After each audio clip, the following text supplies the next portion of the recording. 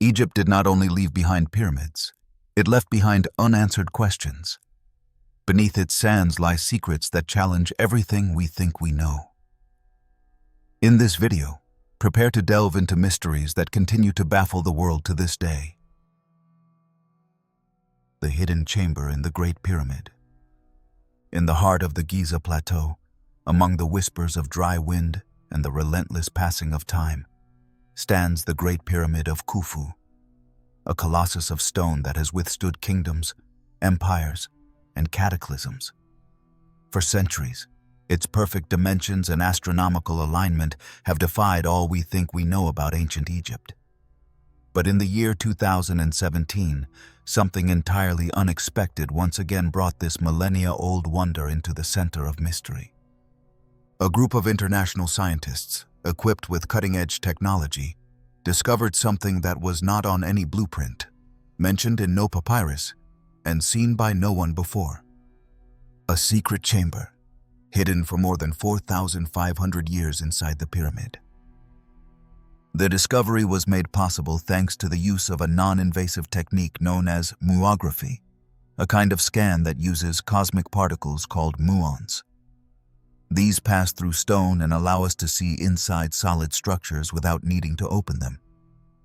It is a tool that has been used to study volcanoes, nuclear reactors, and other sealed constructions, but never before had it been employed with such detail inside a monument of ancient Egypt. What the scans revealed was astonishing. A large cavity, located above the Grand Gallery, along the central axis of the pyramid. The images indicated that this void was at least 30 meters long, with a considerable height, which suggests it is not a natural crack or a simple construction error. It is, without a doubt, a space deliberately created by its builders. This discovery triggered a wave of reactions in the academic and archaeological world. Some attempted to downplay it, claiming it could be a mere relieving chamber used to distribute the weight of the structure. Others, however, dared to suggest that we were facing a ceremonial hall, a hidden room with a yet unknown purpose. The truth is, there is no way to know for certain what is inside that chamber, because so far, it has not been physically explored. No one has entered, no one has seen its interior, and the leaders of the project have been extremely cautious in that regard.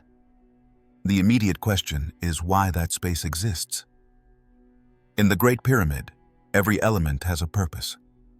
Egyptian architecture, especially in funerary constructions, was rigorously symbolic.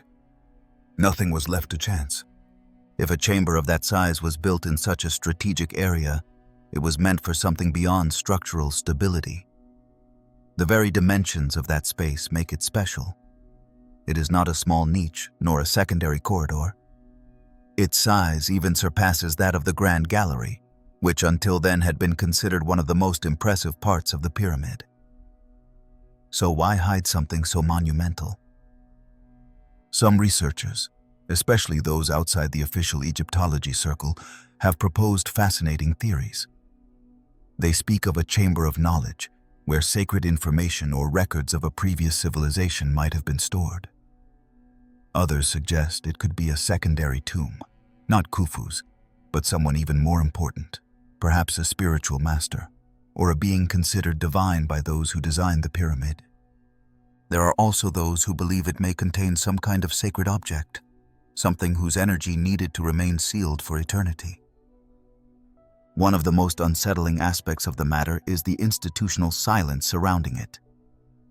From the moment the discovery was announced, the Egyptian authorities were reluctant to authorize further investigations inside the monument. No probes were allowed in, nor tunnels opened to reach the chamber. The project was, in a way, put on hold. Future explorations were promised, but the years went by and nothing more was said. This lack of transparency has only fueled the imagination of those who believe there is something that is being kept secret. In a country where archaeological tourism is one of the main sources of income, it does not seem logical to halt a discovery of this magnitude, unless the consequences of opening that chamber are truly unpredictable. Throughout modern history, many have tried to penetrate the mysteries of the Great Pyramid. from Napoleon Bonaparte to Victorian explorers, including German, Italian, Egyptian, and British archaeologists. All have left their mark, some with dynamite, others with delicate hands and brushes. But this chamber, this phantom space between blocks of stone, has resisted them all. It has been there since day one, intact, perhaps waiting for someone at just the right moment to dare to cross its threshold. There is something deeply unsettling about imagining a room sealed for millennia, filled with silence and ancient dust. One wonders what atmosphere will reign inside. Will there be hieroglyphs on the walls, statues, an unnamed sarcophagus, or simply an empty room whose very emptiness holds a message more powerful than any inscription? Sometimes a mystery does not need to be solved to be effective. The mere fact that it exists, that it is there, creates an almost spiritual tension. This is not the first case of hidden spaces in Egyptian pyramids, but it is certainly the most striking in recent times. In other structures, blocked passages have been found, chambers sealed with immovable blocks, tunnels that end abruptly in nothingness. Everything indicates that the builders had an obsession not only with death and the afterlife, but also with concealment, as if the true power of the place did not lie in what was visible, but in what could not be seen. Egyptian architecture, in many ways, was a form of language, and like any language, it had levels, one for the public, another for the initiated, and perhaps one more reserved only for the gods. Today, with all our technology, with drones, scanners, and satellites, we are still unable to explain how the Great Pyramid was built. Much less can we understand its final purpose. The chamber discovered inside does not solve the enigma. It expands it. It makes it more complex. It forces us to accept that there are things that still escape our logic.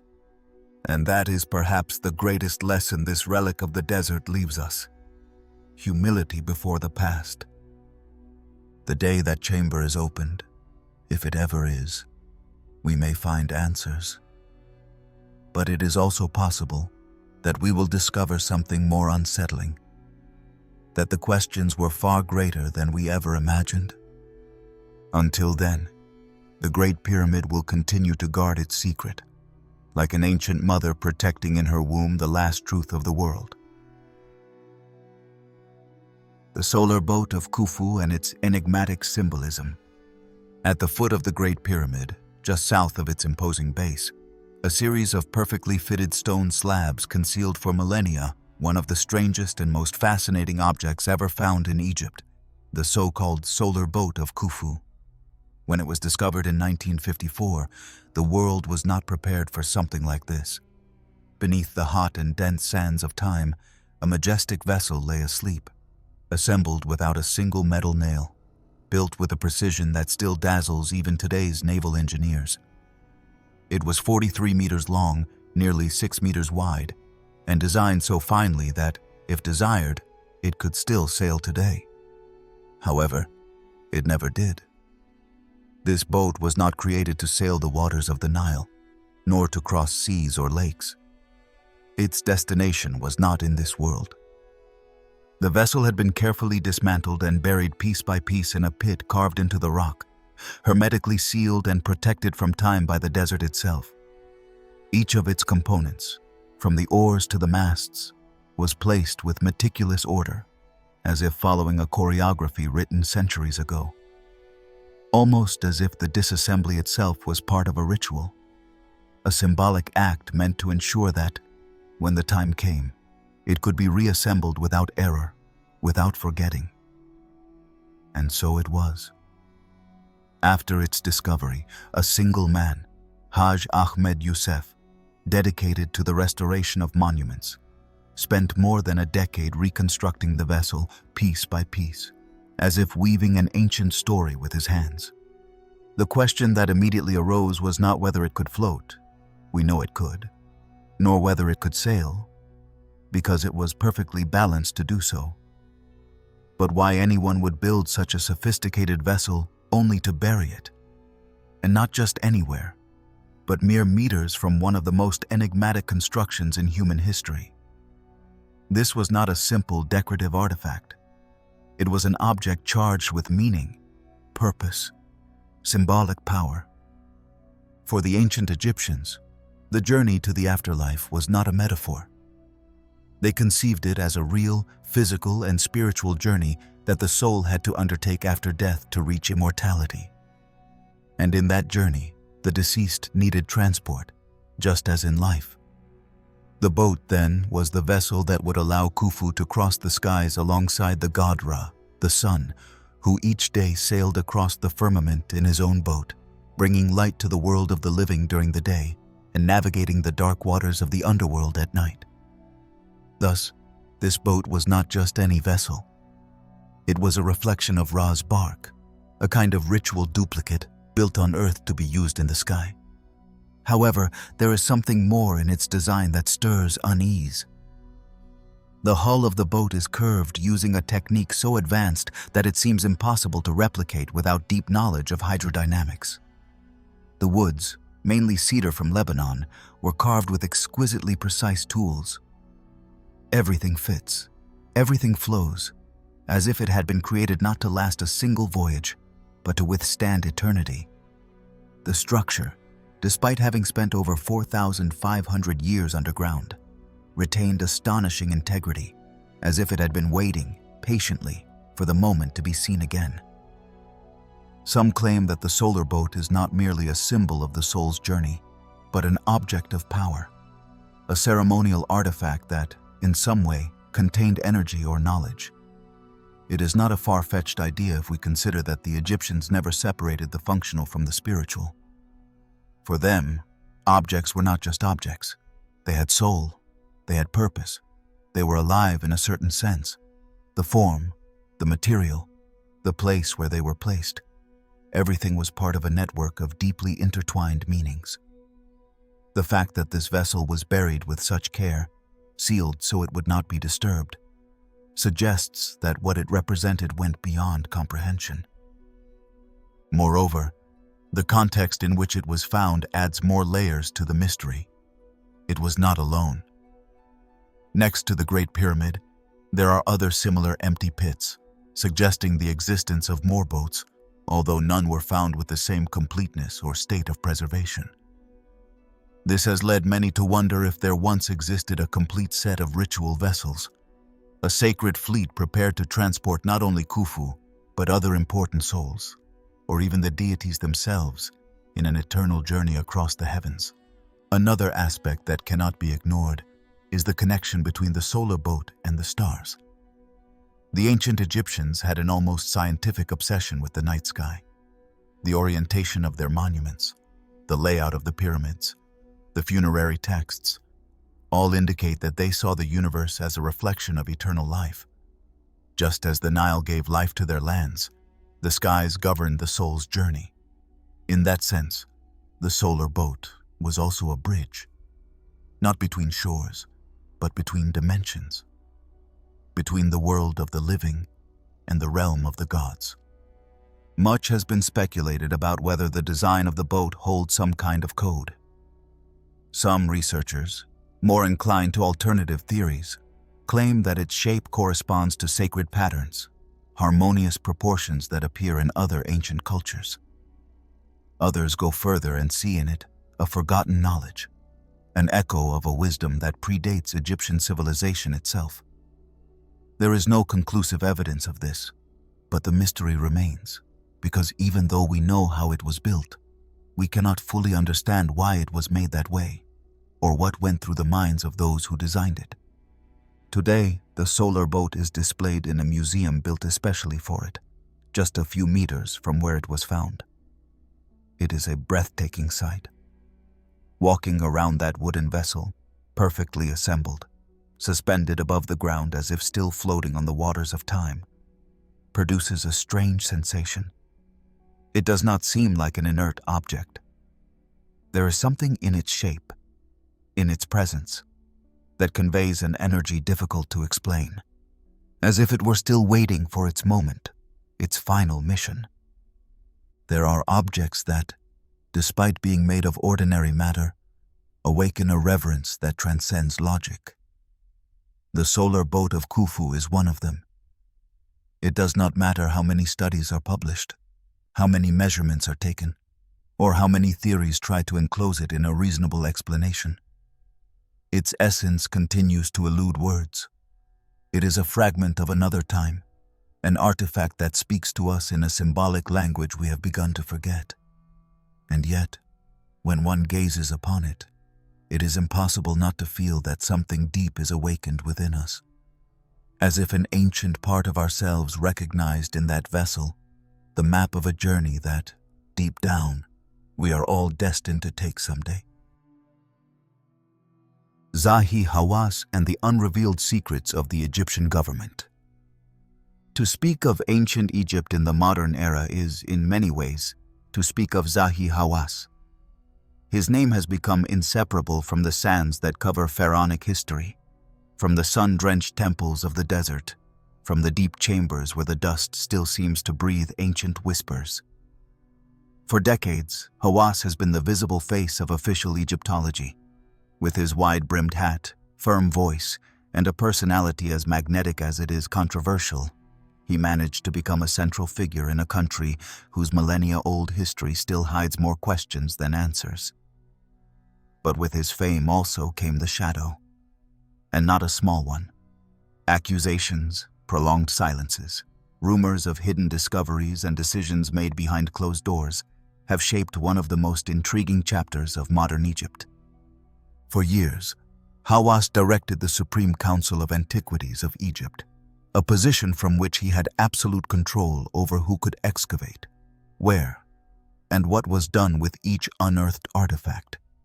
Under his leadership, independent investigations were regulated, limited, and at times prohibited. Only he held the key to the pyramids, to the tombs of the Valley of the Kings, to the temples half buried in sand. Every permit passed through his hands. Every major discovery required his approval to be disclosed.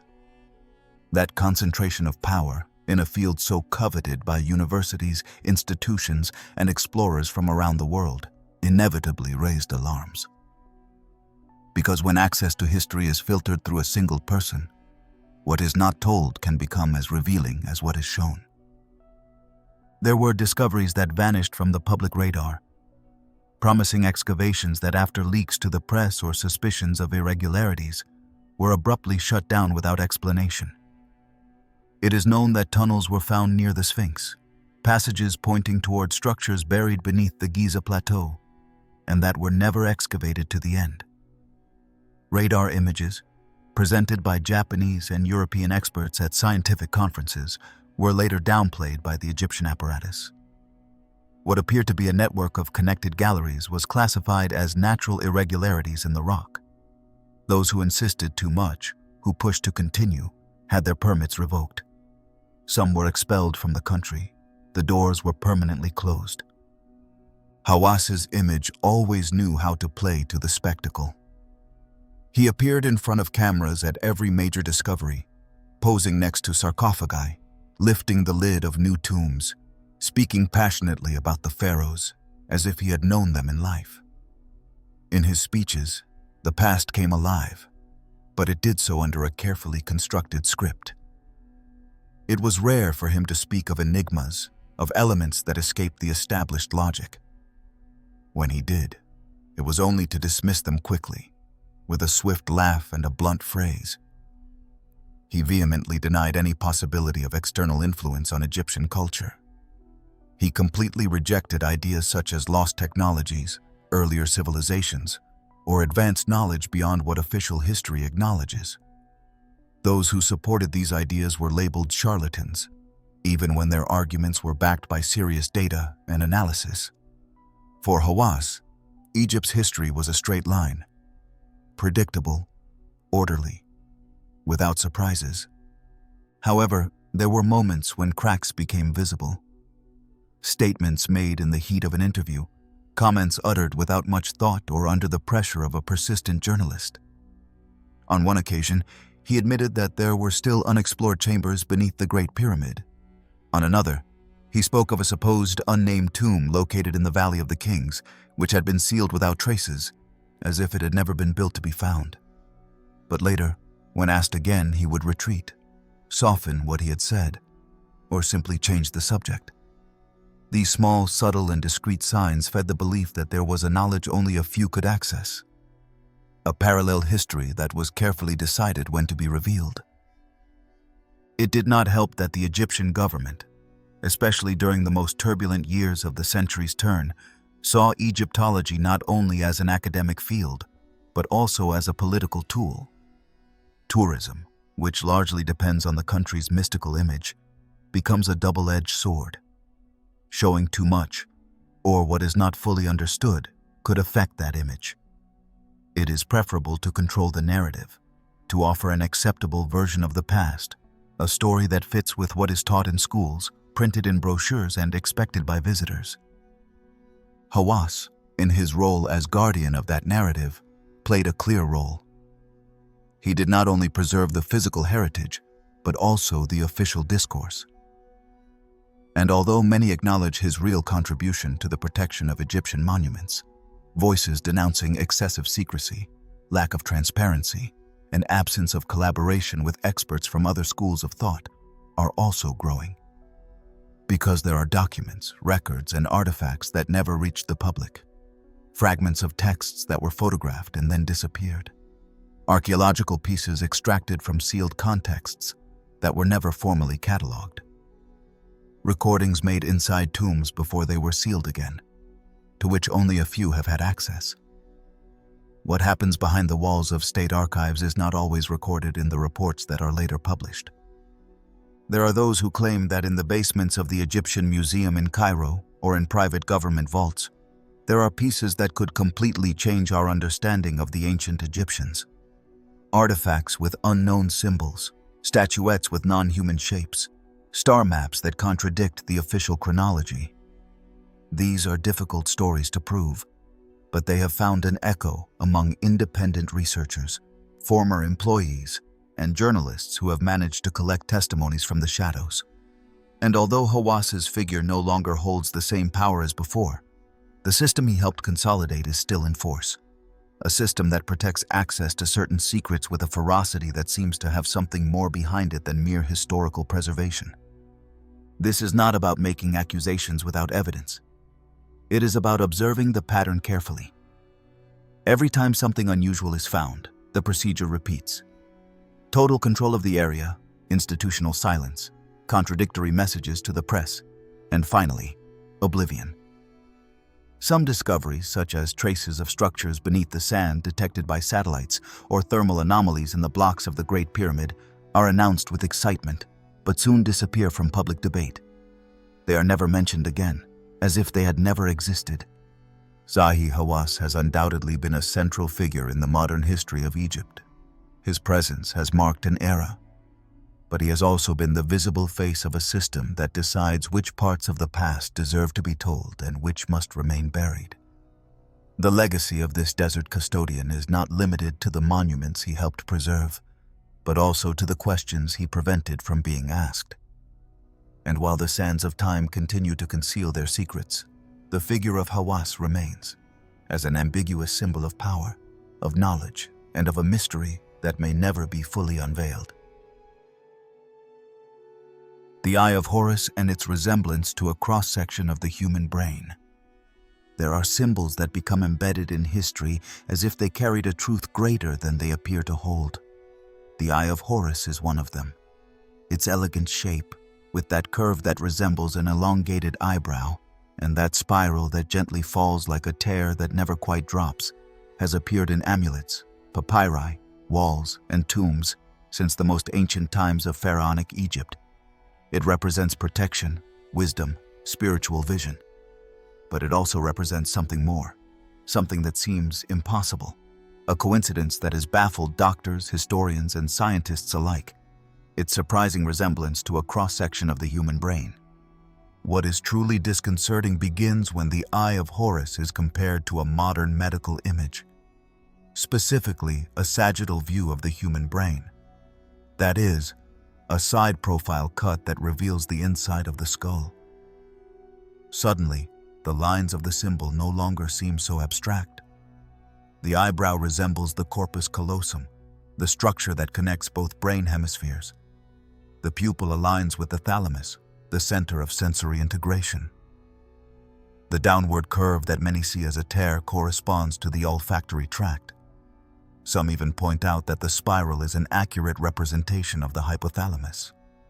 This is not a forced analogy or a vague symbolic interpretation. The anatomical similarities are so clear that they puzzle anyone who dares to look at them directly, without the filter of familiarity. The inevitable question is, how is it possible? How could the ancient Egyptians, without scalpels, without scans, without the methods we use today to explore the human body, have engraved in stone and gold a symbol that so precisely represents the internal structure of the most complex organ in the body? Egyptian medicine was advanced for its time, yes, but speaking of deep knowledge of the brain seems like an exaggeration, a poetic license. However, the graphic evidence is there, inscribed on temples, amulets, and frescoes, and that has forced many to reconsider long-held beliefs. In Egyptian mythology, the Eye of Horus has a deeply symbolic story. According to the tales, Horus, the falcon god, son of Isis and Osiris, loses one of his eyes in a battle with his uncle Seth. Then the eye is restored by the god Thoth, deity of knowledge and writing, who not only returns it but transforms it into an instrument of power, an emblem of restoration, inner vision, and healing. From that moment on, the eye becomes a sacred, protective, and mystical symbol. But what often goes unnoticed is that within this mythological story lies a central idea: the reconstruction of knowledge, the recovery of clarity, the transcendence of purely physical vision. And when one thinks of the brain as the seat of consciousness, of perception, of the deep self, that story takes on an even more powerful dimension. For centuries, the Eye of Horus was used as a funerary amulet, placed on the bodies of the dead to protect their passage to the afterlife. But it was also worn by the living as a pendant, tattoo, engraved on tools and doors. It was a sign of connection to a higher level of understanding. Perhaps it was more than a symbol of protection. Perhaps it was a representation of something the Egyptians could not explain in words but knew existed within every human being. Something that connects us to the invisible, to the eternal, to that which exists beyond the physical. Several modern studies have addressed the subject seriously. Some neurosurgeons, fascinated by the topic, have dared to propose that the resemblance is no coincidence, that the priests of ancient Egypt might have had a rudimentary but real understanding of the human brain. Embalming, which they performed with surgical precision, involved the removal of internal organs, including the brain, which was extracted through the nasal passages using metal tools.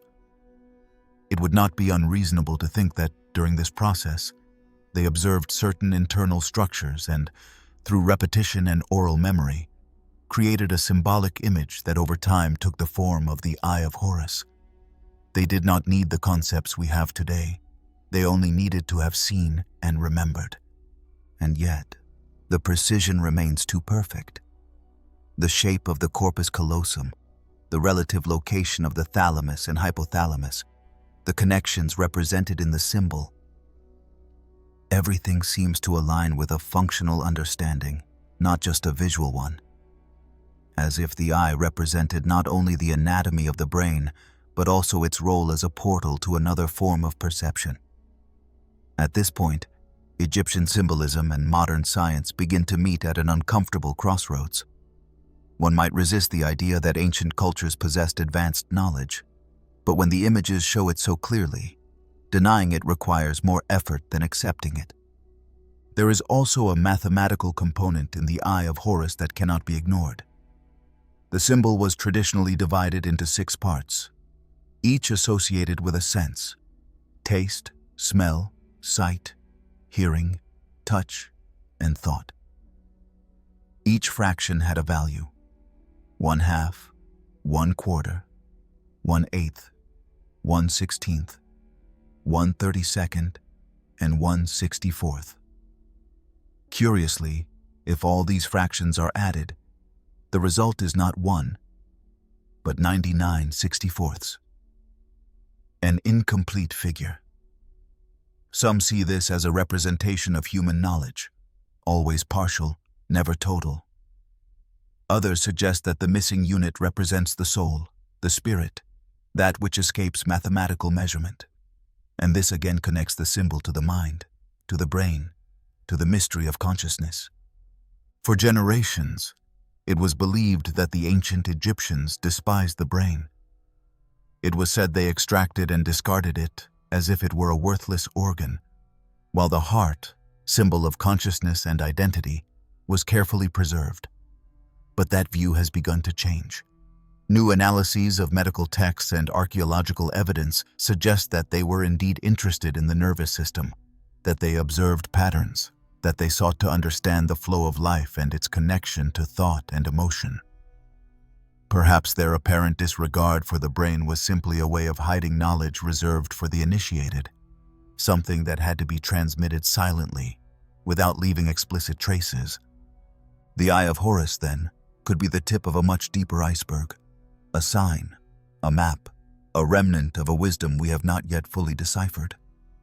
And while modern scientists continue to scan brains, connect neurons, and search for the origin of consciousness in synapses and electrical frequencies, perhaps the ancients already sensed that what truly matters is not in the matter itself, but in the relationship between forms, in the connection between symbols and functions, in the subtle vibration that exists between what is seen and what is not.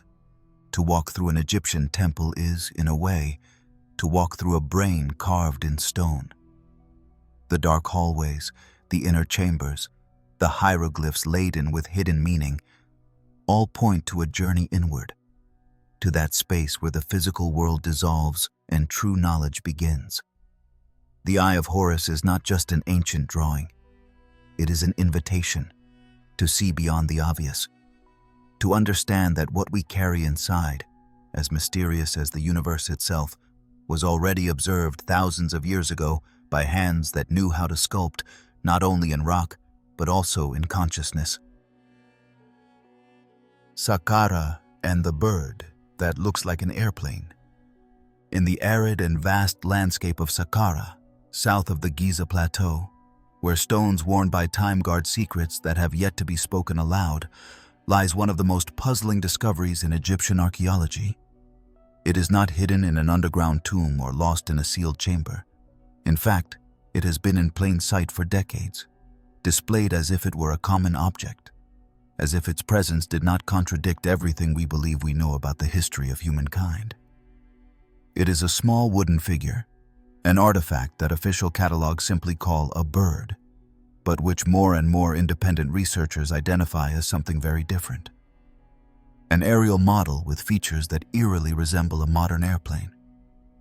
The object was discovered in 1984 during an excavation in Saqqara, one of the oldest and richest necropolises of ancient Egypt. It measured just over 15 centimeters, carved from sycamore wood, and dates back approximately 2,200 years.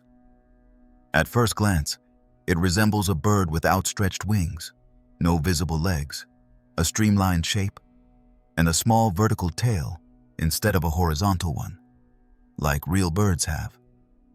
But when observed closely, the similarity to a modern glider becomes too precise to ignore. Unlike conventional representations of birds in Egyptian art, this figure lacks decorative elements related to mythology or nature. It has no eyes, no claws, no engraved feathers. Its form does not convey a symbolic or religious intention, as do the figures of hawks or ibises that often accompany the gods. It is completely functional in its design. Its wings are straight and symmetrical, with an aerodynamic profile that seems intended for gliding. The vertical tail also serves the same function as a stabilizer on an aircraft. Everything about it suggests technical knowledge. And that is what makes it so puzzling. When the object was first catalogued, it was included as just another decorative piece, perhaps a toy or a ritual symbol associated with the soul and its flight to the afterlife. For years, it went unnoticed among thousands of artifacts that received no more attention than a label and a display case. But time, far from silencing it, gave it an unexpected echo. Some scholars noticed that its design was incompatible with what one would expect from a ritual figure. Others began to carry out experimental tests, and that was when the so-called bird of Saqqara ceased to be a mere curiosity and became a true mystery.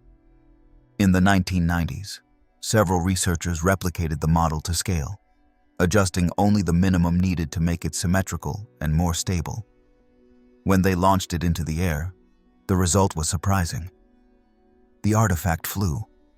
It glided gracefully, with a stability that revealed an understanding, albeit intuitive, of the physical laws of flight. It was not an accident. The shape allowed the object to remain airborne, with a predictable trajectory. This unleashed a wave of theories and debates. Some said it was a coincidence. Others claimed it was a child's toy, like the small papyrus boats also found in other tombs.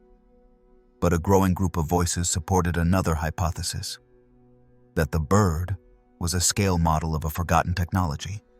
This latter group, although resisted by the more conservative sector of archaeology, proposed something that still causes controversy today, that the ancient Egyptians, or at least a very specific priestly elite, might have had rudimentary knowledge of flight. Perhaps they did not build machines capable of lifting people into the air, but they might have explored the principles of gliding through experimental models. In a world where temples were aligned with astronomical precision and pyramids defied structural logic, the idea that someone might have tried to imitate the flight of birds no longer seems so unthinkable. What is fascinating is that Egypt's cultural context was saturated with references to flight. The soul was represented as a bird. The god Horus, the most solar of all, was a falcon flying through the skies. The journey to the afterlife was described as an ascent, a passage through the air to the realm of Osiris. The Ba itself, one of the components of the soul according to Egyptian tradition, was a bird with a human head that could move freely between worlds.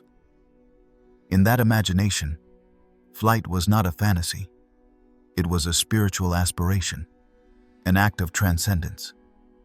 Perhaps that obsession with the aerial was not only symbolic, but also practical. Perhaps someone tried to bring into the physical realm what had for centuries been only an image. Defenders of the aerodynamic hypothesis also point out another curious fact. The bird of Saqqara does not include a horizontal tailplane, which would make its flight stability limited. However, if a small horizontal rear wing is added, the glider becomes completely stable. And this is not a modern fix. Some marks in the original wood suggest that it may have had another piece, now lost, which served precisely that function. What at first appears to be an imperfection could be the clue that it was a more complex model than what has survived. But then the question arises that has divided so many researchers.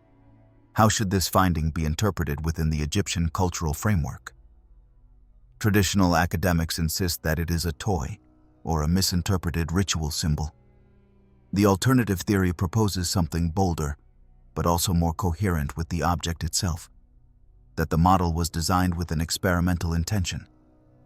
It would not be the only case in human history where scale models were used before developing full-scale techniques. The European Renaissance, centuries later, did exactly the same with ships, bridges, and weapons. Why could something similar not have occurred in Egypt, even in an embryonic form? Ultimately, the mystery of the bird of Saqqara does not lie so much in what it is, but in what it suggests. It forces us to open a small crack in the official narrative and consider the possibility that some cultures of the past may have had fragmentary, incomplete but real knowledge in areas we now consider modern.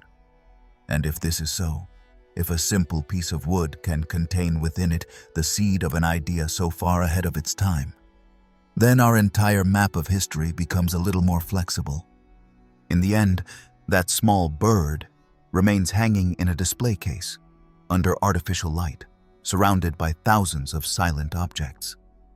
But something in its shape resists being tamed. Something in it still points toward the sky. And perhaps that is the greatest lesson it offers us. That even in the humblest remains, in the most worn wood, the traces of a mind that dared to imagine the impossible may be hidden. The star map on the ceiling of Dendera. Deep in Upper Egypt, in a dusty corner by the Nile River, stands one of the most beautiful, enigmatic, and least understood temples in the entire country, the Temple of Hathor in Dendera. At first glance, its carved columns, the relief still covered with blue and ochre pigments, and its half-ruined courtyards do not seem much different from other temples scattered across Egyptian territory. But it only takes a glance upward at one of its ceilings to encounter something that completely changes the perception of the place, and by extension, of everything we think we know about ancient astronomical knowledge. In one of its chambers lies the famous Dendera zodiac, a kind of star map, a circular engraving that has puzzled astronomers, historians, and archaeologists for generations. This bas-relief, which is now housed in the Louvre Museum after being removed from the temple by order of Napoleon, depicts a complete firmament. It is not a symbolic decoration, nor a simple mythological representation. It is a complex diagram with recognizable constellations, zodiac signs that we now associate with Western astrology, and references to astronomical cycles that, according to academic chronology, the ancient Egyptians should not have understood with such precision. But there it is, carved in stone, solid and irrefutable. What truly makes it unique is its circular structure. While linear order dominates Egyptian art, both in writing and in visual representations, this celestial disk breaks from that tradition. The sky is presented as a cyclical whole without beginning or end, like a wheel that spins eternally. At the center stands the constellation of Leo, surrounded by the other zodiac signs, Aries, Taurus, Gemini, and so on. Human and animal figures intertwine with stars, solar boats, and other celestial symbols that evoke the movement of heavenly bodies, not only through space, but also through time. One of the most puzzling aspects of the Dendera zodiac is its apparent knowledge of the precession of the equinoxes, an astronomical phenomenon that involves the slow shifting of Earth's rotational axis, detectable only through centuries of sky observation. This movement causes constellations to shift their relative positions in the sky over a cycle of nearly 26,000 years. In other words, it requires almost inhuman patience, a tradition of observation sustained over millennia, to clearly recognize it. The question, inevitable though uncomfortable, is how a culture that flourished more than 2,000 years ago could have represented something that demands such an extreme level of long-term observation. The precision with which the constellations and their relation to the cardinal points are depicted suggests that the astronomical knowledge they held was not merely symbolic or based on superstition. There was scientific logic behind those drawings. Some argue that it was not just about interpreting the sky for ritual purposes, but that the Egyptians used that knowledge to organize their agricultural calendar, to align their temples and monuments, and even to mark great cosmic cycles that affected not only nature, but also history and human consciousness. Over the centuries, this stellar ceiling has given rise to all kinds of interpretations. Some, more orthodox, claim it is a decorative representation influenced by Greco-Roman astronomy, since the temple was completed during the Ptolemaic dynasty.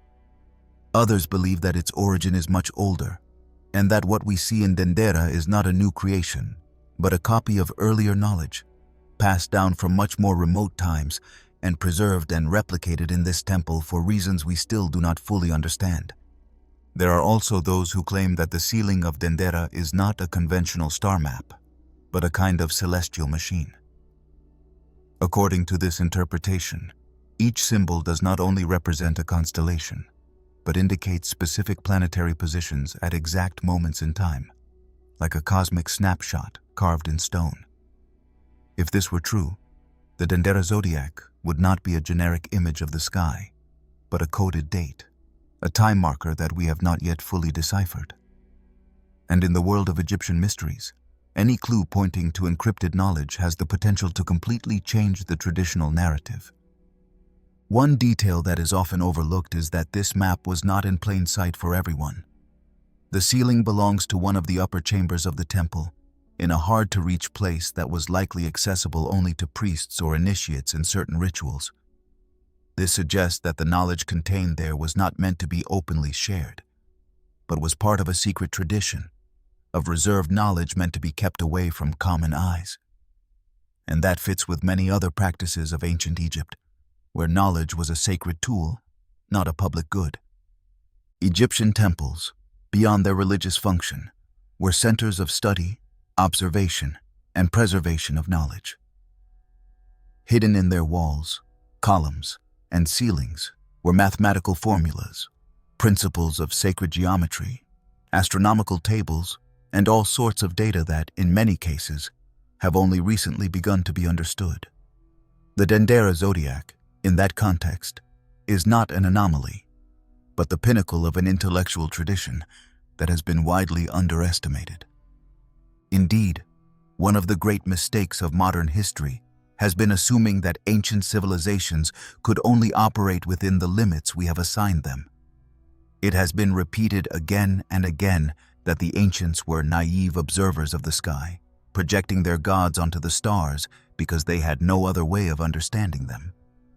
But growing evidence suggests that, far from being superstitious, the Egyptians developed a cosmology as precise as it was poetic, where astronomy, architecture, and spirituality formed a coherent whole. Looking at the Dendera zodiac is, in a sense, looking into the minds of those who created it. It is peering into a way of seeing the universe that is not separate from the body, the soul, or the time that surrounds us. It is an invitation to consider that knowledge does not always take the form we expect. Sometimes it is not written in numbers or charts or formulas, but in stone, in symbols, in a spatial arrangement that seems to speak to us from another level of understanding. That is why, more than a map, Dendera is a mirror. It reflects the stars, yes, but it also reflects our limitations and our obsessions. Because while we continue searching for life on other planets, trying to understand dark matter or the origin of the universe, perhaps the most surprising thing is right above our heads, carved millennia ago by hands that knew things we still struggle to accept. And in that ancient silence, in that ceiling that was once deep blue like the night sky, the voice may still echo of those who understood that to look at the stars was also a way of finding oneself. The enigma of the unfinished obelisks. In the quarries of southern Egypt, where the sun strikes violently against the bare rock and the wind blows with a harsh silence, there is a place that seems frozen in the midst of a monumental task. There, in Aswan, lies the unfinished obelisk, a gigantic column of pink granite that still remained attached to the earth when the artisans carving it disappeared without completing their work. This stone colossus, which would have been the largest of all the obelisks ever erected in the land of the Nile, lies stretched across the bedrock like a silent reminder of a project that, for some unknown reason, surpassed the limits of what was possible. The first impression it gives is one of astonishment.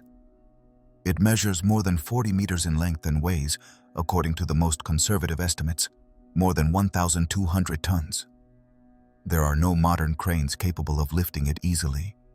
Even today, moving such an object would not be simple without extremely detailed planning, without specialized machinery. And yet, the ancient Egyptians tried.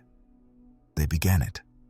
They carved it directly into the bedrock, following a technique that involved freeing, with surgical precision, the entire contour of the piece until it was completely separated from the ground.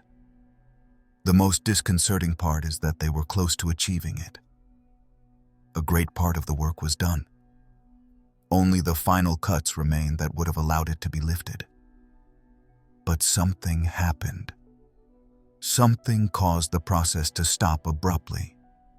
as if the hands working on the stone had been interrupted by an unexpected, invisible, and irreversible force.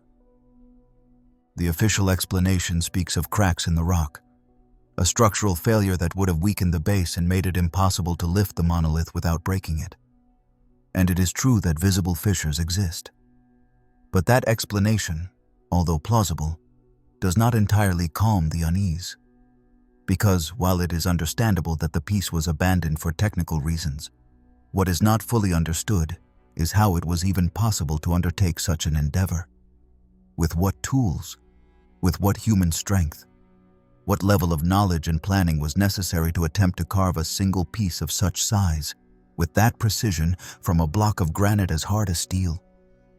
The marks still visible in the quarry, the grooves in the stone, the traces of meticulous work, speak of a technique that does not quite fit with what we know of traditional Egyptian tools. Officially, the workers used dolerite balls, a rock harder than granite, to strike and wear down the stone. The idea that such a technique was used for years to shape a colossus of 1,200 tons seems at the very least desperately slow. And yet, the precision of the lines, the smoothness of the surfaces, the firm outline of the obelisk's edges suggests something more than brute force and infinite patience. There is in that work a geometric intention, a calculation, a desire for perfection that contradicts the image of laborers striking randomly for decades. Some studies have suggested that the Egyptians may have used more advanced methods than we are willing to accept. There is talk of quartz-based abrasives, of techniques involving heating and cooling the stone to fracture it more easily, of leveling systems that required a deep understanding of physics. But even so, it is hard to understand how they intended to move the obelisk once it was freed. Because carving the stone is one thing, and quite another is transporting it, lifting it, placing it upright, and stabilizing it on a base without it breaking under its own weight. In Egypt, many obelisks still stand, witnesses to feats that defy logic. Some of them were even transported to other continents. One only needs to look at those that adorn Paris, Rome, London, or New York, brought in modern times with enormous logistical efforts and cutting-edge technology. But all of them are smaller than the unfinished obelisk of Aswan. None come close in size. What we see there, in the quarry, is an attempt to surpass all previous limits, to build something that not even today could be reproduced without great difficulty. The fact that this obelisk was never finished has given rise to all kinds of interpretations. Some believe it was a symbolic work, a sort of monument to the attempt, to the process more than the result. Others suggest that its abandonment was abrupt, the product of an accident, a political decision, or even a natural event. But there are also less conventional hypotheses, pointing to a loss of knowledge, to the decline of a technical understanding that, at some point, allowed for the creation of monuments that even today are difficult to explain. According to this view, the later Egyptians tried to imitate the feats of their ancestors, but no longer possessed the keys, the methods, the deep comprehension that would have allowed them to complete them. The unfinished obelisk would then be the trace of a rupture, the mark of a civilization that tried to touch the sky with its hands, but no longer knew how. The function of obelisks has always been a topic of debate. Officially, they were solar monuments, dedicated to the god Ra, placed at the entrance of temples as symbols of connection between heaven and earth. Their needle-like shape, pointing upward, suggests an intention to channel something: light, energy, knowledge. Some modern theories have proposed that they could have had electromagnetic functions, that they were aligned with specific energy fields of the earth, that they were more than just decorative or religious elements. This vision, although controversial, cannot be entirely dismissed, especially when one observes the extreme care with which they were built, their precise orientation, their relation to other monuments and astronomical points. Returning to Aswan, what remains of the obelisk is more than an unfinished project. It is an open scar in the stone, a place where time stood still. Walking beside it produces a strange mix of admiration and unease. Admiration for the magnitude of the effort, for the vision implied in imagining such a structure, and unease because its failure, its interruption, leaves a sense of loss, as if in that abandonment something more had been left behind than an unfinished rock, something that had a purpose we can no longer understand. The unfinished obelisk still lies there, beneath the sun, exposed, gigantic, motionless, reminding us that the past is full of poorly formulated questions and answers we have yet to find. Each time someone stands before it, they are not merely facing a piece of stone. They are standing before the reflection of a human ambition that has not yet been equaled. And in that crack that crosses it, in that abrupt cut that left it lying on the ground, perhaps lies the clearest trace of a knowledge that slipped away from us, that faded between generations, and that still speaks today through the immense silence of the stone. The false doors in royal tombs, among the silent walls of ancient Egyptian tombs, where the echo of ritual seems to have soaked into the stone, there exists an architectural detail that has intrigued archaeologists, scholars, and dreamers for centuries: the so-called false doors. Precisely carved into the stone, located on the walls of burial chambers, decorated with hieroglyphics and offerings carved in low relief. These structures are present in countless royal and noble tombs of ancient Egypt. At first glance, they seem to be merely ornamental elements, part of the visual language full of symbols that the ancient Egyptians made so much use of. But when looking at them more closely, with time and without hurry, one begins to notice something deeper. Because although made of solid stone, they seem to want to open. Although they lead nowhere visible, they feel like portals. And although they were designed to be static, immovable, in their essence they hold a promise of transit, of movement, of passage. Egyptian architecture was always more than functional. It was charged with intention, with symbolic thought. Tombs were not only dwellings for the dead, they were models of the universe, scaled representations of the journey to the afterlife. Every room, every passage, every inscription had a purpose within that great spiritual machinery. In that context, the false door played a central role. It was the meeting point between the world of the living and that of the dead. A kind of sacred interface, designed so that the soul of the deceased, already freed from the physical body, could move between planes.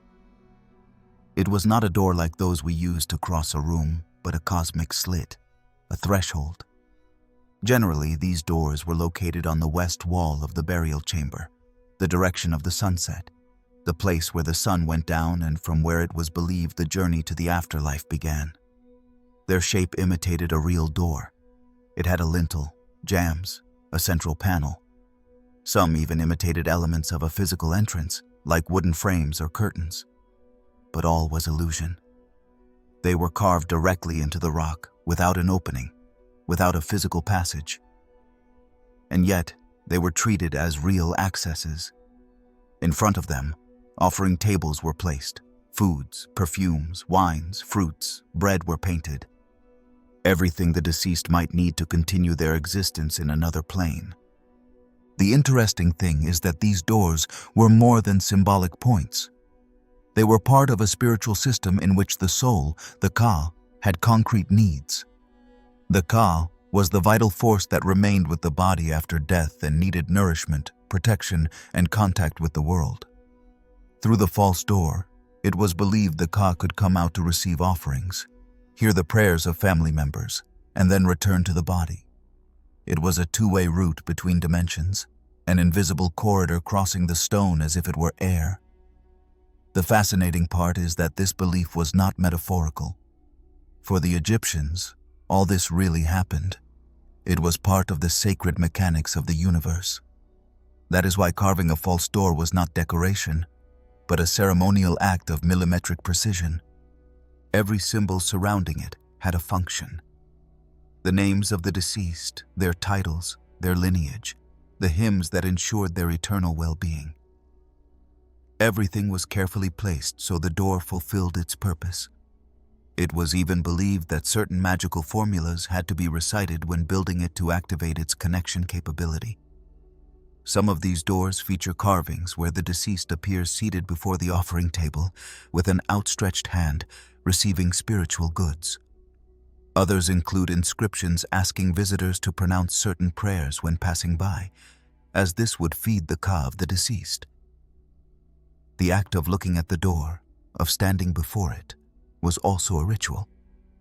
It is no coincidence that many of these structures are decorated with representations of bread, jars of beer, roasted meat. All of that was not whimsy. According to Egyptian belief, images themselves carried power. Seeing something was, in a way, making it exist. That is why it was enough for the foods to be represented for the ka to receive their essence. The bread was not bread, but it fed. The meat was not meat, but it nourished. And the door was not a door, but it opened. In some royal tombs, the false doors reach levels of complexity that impress even the most skeptical. They are not only more elaborate, but seem to contain hidden messages, layers of meaning that go beyond the simple function of passage. Some doors are oriented toward specific constellations. Others align with certain solar events. Some even seem to be built with a symmetry that suggests the use of advanced geometry. This has led some researchers to propose that, besides their spiritual role, they may have served as astronomical markers or as part of a secret language accessible only to priests initiated into funerary mysteries. A fascinating detail is that false doors were not exclusive to royal tombs. They also appear in tombs of nobles, high officials, and elite members. What changes is the degree of ornamentation, the quality of carving, the detail in the reliefs. But the concept remains intact. This shows that the use of these doors was deeply rooted in the Egyptian worldview. It was not an architectural fashion, nor a simple artistic tradition. It was a spiritual technology, a tool designed with a specific purpose, to allow life to continue beyond physical end. The use of stone as the main material for these doors also has its symbolism. In Egypt, stone was synonymous with eternity. While the houses of the living were built with adobe, the dwellings of the dead were made of stone because they had to withstand the passage of centuries, serving as a bridge between this world and the next for all eternity. And inside those dwellings, the false door was the most sacred place. If the body was destroyed, if the tomb was looted, if everything else was lost, that door had to remain intact. It was the only guarantee that the ka would not get lost, that it could continue its path, carry on its existence. Today, many of these doors have been removed from their context. They are in museums, separated from the tombs to which they once gave spiritual access. Some are fragmented, others have been worn away by erosion. But even so, when one stops before them, it is hard not to feel something. A tension in the air, a subtle call. Because although they are only stone, they carry centuries of intention, faith, and the human desire to transcend. They are doors that do not open to corridors, but to mysteries we have yet to fully understand. In a world like ours, where everything is measured by tangible results, where the invisible is dismissed, false doors force us to look with different eyes. They remind us that there was a time when monuments were built not for what is seen, but for what is believed. A time when every stroke had a soul, every wall had a purpose. And perhaps, if one remains silent before one of those doors, if one listens beyond the hum of the present, one might still hear some of the echo that once crossed from the other side, seeking to return. The mummies that are not human. In the collective imagination, the word mummy almost automatically brings to mind a human figure wrapped in linen bandages, with arms crossed over the chest and the face covered by a golden mask. It is the image we have been shown since childhood, the one that appears in history books, in movies, and in museum displays. However, beyond the myth and superficial fascination, there is a much more complex and also more disturbing reality. Not all the mummies found in Egypt fit the traditional mold. Some of them, from the very moment they were unearthed, challenged everything archaeologists believed they knew, because their shape, their proportions, and even their very essence seemed to be beyond human. One of the most baffling cases began to circulate in the early 20th century, when some expeditions in less explored areas of Upper Egypt reported findings that, for some reason, never made it into official reports. Bodies found in small tombs without inscriptions, without visible offerings, without decoration. They were mummies, yes, but with a different bone structure. Longer limbs, excessively elongated skulls, and in certain cases, a total lack of correspondence with standard human physiology. For a long time, these findings were ignored, attributed to ritual deformities, congenital diseases, or even preservation errors. But the number of cases, their geographic dispersion, and their strange similarity to each other began to raise suspicions.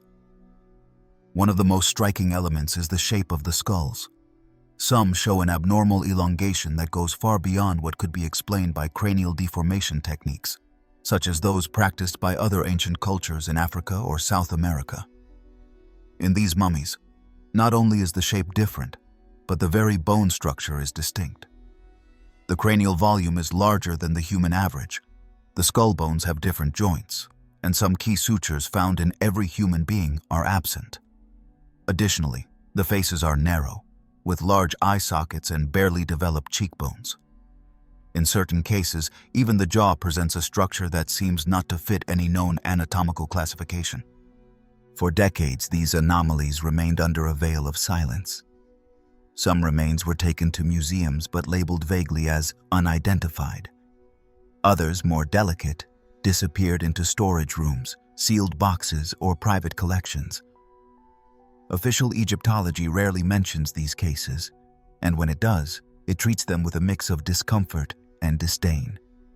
Not because the findings are denied, but because there is no convincing explanation that can be offered without opening a deep crack in the traditional narrative of ancient history.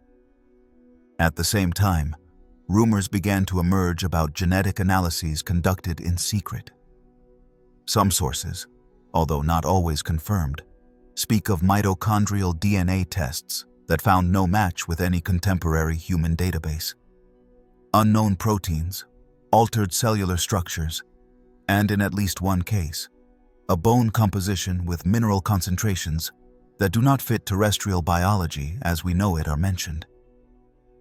These data, although sounding more like science fiction, come accompanied by documents, photographs, and testimonies from researchers who later retracted, were silenced, or simply disappeared from public attention.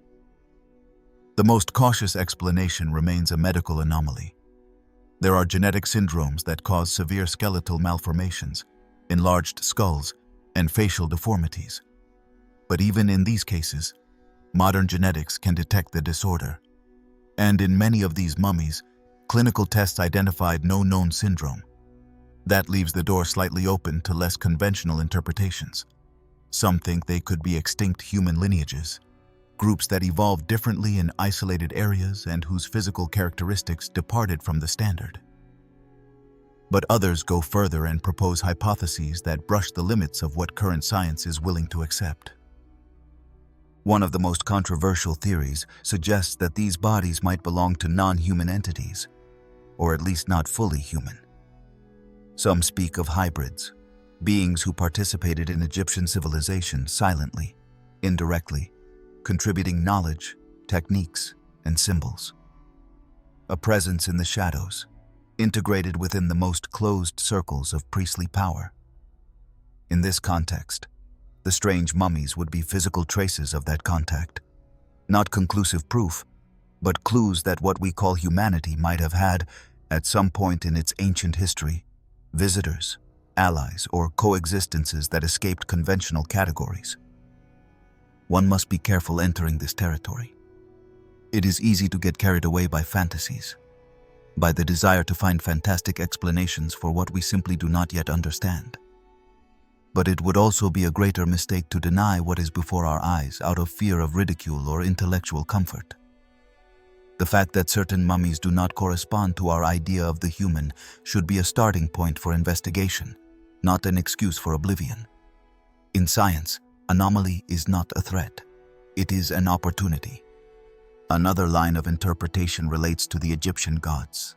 Many of them were represented with non-human forms, with animal heads, impossible proportions, hybrid characteristics. It is often said that all of that was symbolic, representing concepts, forces, abstract ideas. But what if part of that iconography was based on something real? What if some of those figures had a biological basis, a root in beings who existed, but whose presence was interpreted by the ancients through the filter of myth and religion? Some of the places where these mummies appeared are also significant. They were not found in common tombs or known necropolises. Sometimes they were in separate chambers, without hieroglyphs or identification.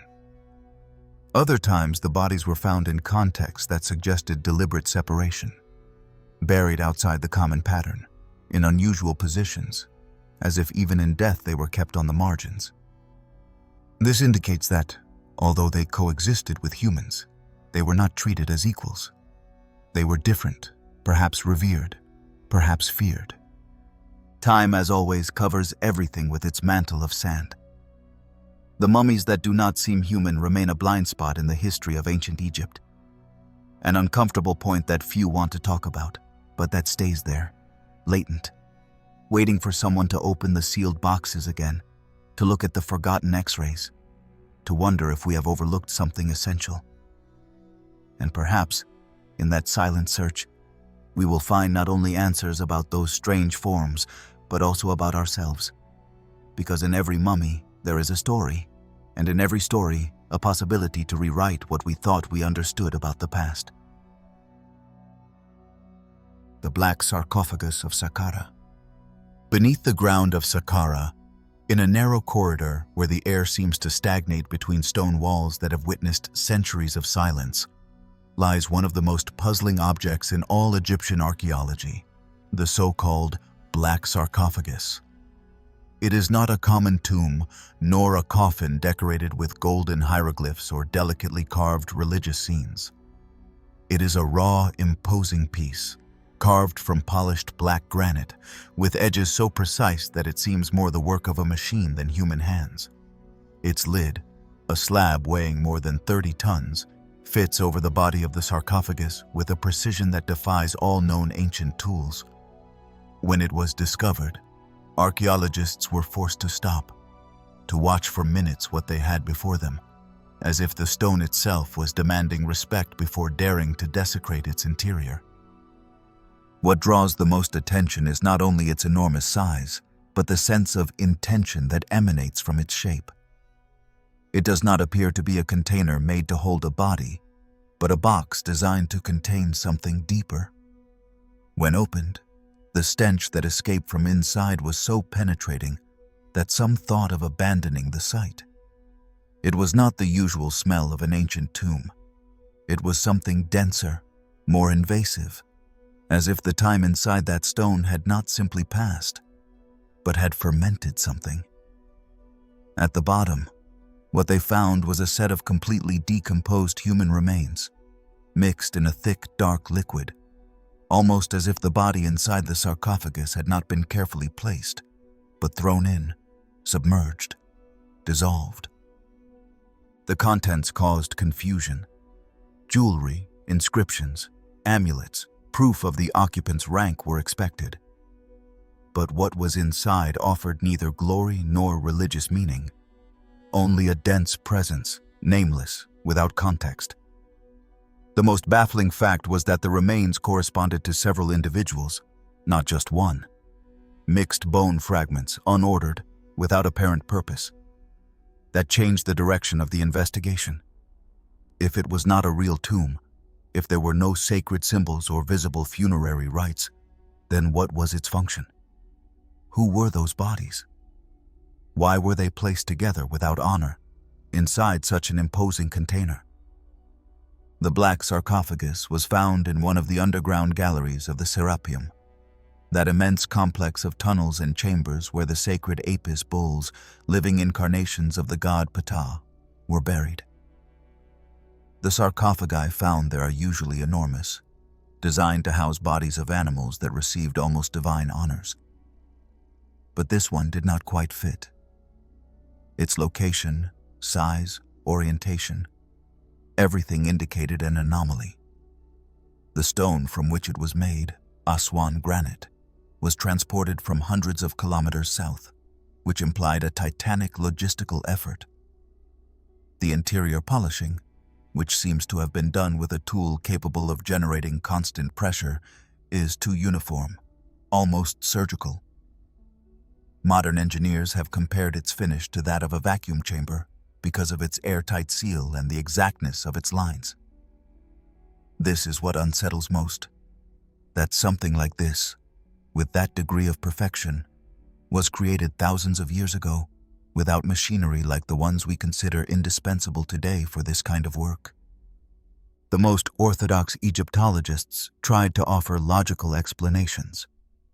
They spoke of a ritual burial of condemned bodies, of an uncommon funerary act, even of an archaeological mistake, that the human remains filtered in centuries after it was sealed. But none of these hypotheses explains why anyone would dedicate so much effort, so many resources, so much knowledge to build a tomb without mark, without symbol, without identity. Because if there was something Egyptians valued more than life itself, it was memory. Every tomb was designed to last eternally, to ensure the deceased's name endured beyond the body. The black sarcophagus completely breaks with that tradition. It is like a blind spot in the funerary logic of ancient Egypt. Another, more unsettling theory suggests that the sarcophagus was not designed to hold the dead, but to imprison them. That its purpose was not protection, but isolation. The materials used, the depth at which it was buried, the airtight closure, all point to a deliberate attempt to keep its contents away from the outside world. As if what was placed inside should never come out. As if whatever inhabited within could not be allowed to walk among the living. Over the years, some independent researchers have suggested that these types of constructions obey a logic that escapes us. That maybe they were not created by the Egyptians as we know them, but by a prior, forgotten culture whose technology and worldview were very different. Some even dare to talk about energy engineering, vibrations, acoustic seals. Risky theories, certainly, but they arise from the impossibility of explaining with certainty how, why, and by whom that colossus of black stone was created. When studying the sarcophagus with three-dimensional scanners, patterns of symmetry were discovered that could indicate a design based on complex mathematical proportions, not only regarding measurements, but also frequencies. Some suggest its shape generates a specific resonance when subjected to certain vibrations. This has led to speculation about its use as a sensory isolation chamber, or even as a ritual instrument intended to alter states of consciousness. Again, without conclusive proof, but with clues strange enough not to be dismissed lightly. Beyond any interpretation, there is a truth that cannot be denied. The black sarcophagus of Saqqara is like nothing else, not because of its size, nor its weight, but because of the silence surrounding it. A silence that is not empty but dense, heavy. When one observes it in person, there is the feeling that there is something unsaid, a story untold that lies right there, suspended between stone and darkness. As if touching it activated an ancient memory, something that cannot be put into words, but is felt in the body like a contained vibration. Today, the sarcophagus remains under study, but official investigations advance slowly, perhaps due to lack of solid evidence, perhaps due to discomfort, perhaps because there are things that, even in the age of knowledge, still prefer to remain hidden. The fact is that it is there, like an unsolved riddle, like a warning in stone, like an echo of something that was once buried in desperation, not to honor it, but so no one would ever see it again. And yet, we saw it. We opened it. We defied it. We brought it into the present. And now, perhaps, it is up to us to discover not only what it contains, but what it represents. Because in that dark, perfect, time-indifferent block, there may not be the tomb of someone, but the sealed memory of something we are not yet ready to understand. The Baghdad batteries and the possibility of ancient electricity. In a forgotten corner of history, among ruins crumbled by the passage of time and fragments of civilizations we still do not fully understand, an object appeared so unexpected that for years it was seen as a mere curiosity, an archaeological oddity without greater importance. It was discovered on the outskirts of Baghdad, in what is now Iraq, during the 1930s, when a group of laborers digging on a hill found a clay vessel containing a piece of copper rolled around an iron rod sealed with asphalt. At first glance, it seemed to be a ritual container or a simple storage artifact, but it took just a pair of trained eyes observing it carefully for the possibility of something completely unexpected to begin to reveal itself. That small vessel, later known as the Baghdad battery, appeared to have the essential elements of a galvanic cell. That is, a primitive battery capable of producing electricity. That made no sense, at least from the traditional academic perspective. According to official history, electricity as a useful phenomenon was not understood until very recent times, centuries after the Industrial Revolution. And yet, that vessel had been dated to around 200 years before our era, placing it squarely in the Parthian period, long before there was talk of circuits, voltages, or conductivity. How could a people of the ancient East, without access to modern scientific knowledge, have built an object that seemed designed to generate an electric current? The most fascinating thing is that the Baghdad battery was not an isolated find. Shortly afterward, similar artifacts began to appear at nearby sites. Vessels with almost identical structures. Ceramic amphorae containing metal tubes sealed with natural resins. Some even showed traces of acid, such as vinegar or fermented grape juice, which would be consistent with the use of an electrolyte to facilitate the transfer of electrons. Suddenly, what had been an archaeological exception began to take the shape of a pattern. Something was happening in that region of the world more than 2,000 years ago that did not fit the linear narrative of technological evolution. Modern experiments did not take long to follow. Some researchers replicated the batteries with the same materials described by archaeologists, and by introducing an acidic liquid like vinegar or lemon juice inside, they managed to produce a weak but measurable electric current. It was not much, barely 1 volt, but it was enough to demonstrate that the design worked. And if it worked in the laboratory with rudimentary techniques, it was logical to assume it could also have worked in its own time. This opened a series of questions and, above all, the real possibility that electricity had been known, at least experimentally, much earlier than our academic history admits. Theories about the possible use of these batteries quickly multiplied. Some researchers proposed that they might have been used for medicinal purposes, as a form of primitive electrotherapy, since it is known that some ancient cultures applied electric fish to certain parts of the body to relieve pain. Others suggested their purpose could have been electrochemical, perhaps to coat metal objects in gold through a galvanoplasty process. This theory, although difficult to prove, is based on the fact that in tombs in the region, jewelry pieces have been found with such a thin and uniform coating that it seems to have been applied using an advanced electrodeposition technique.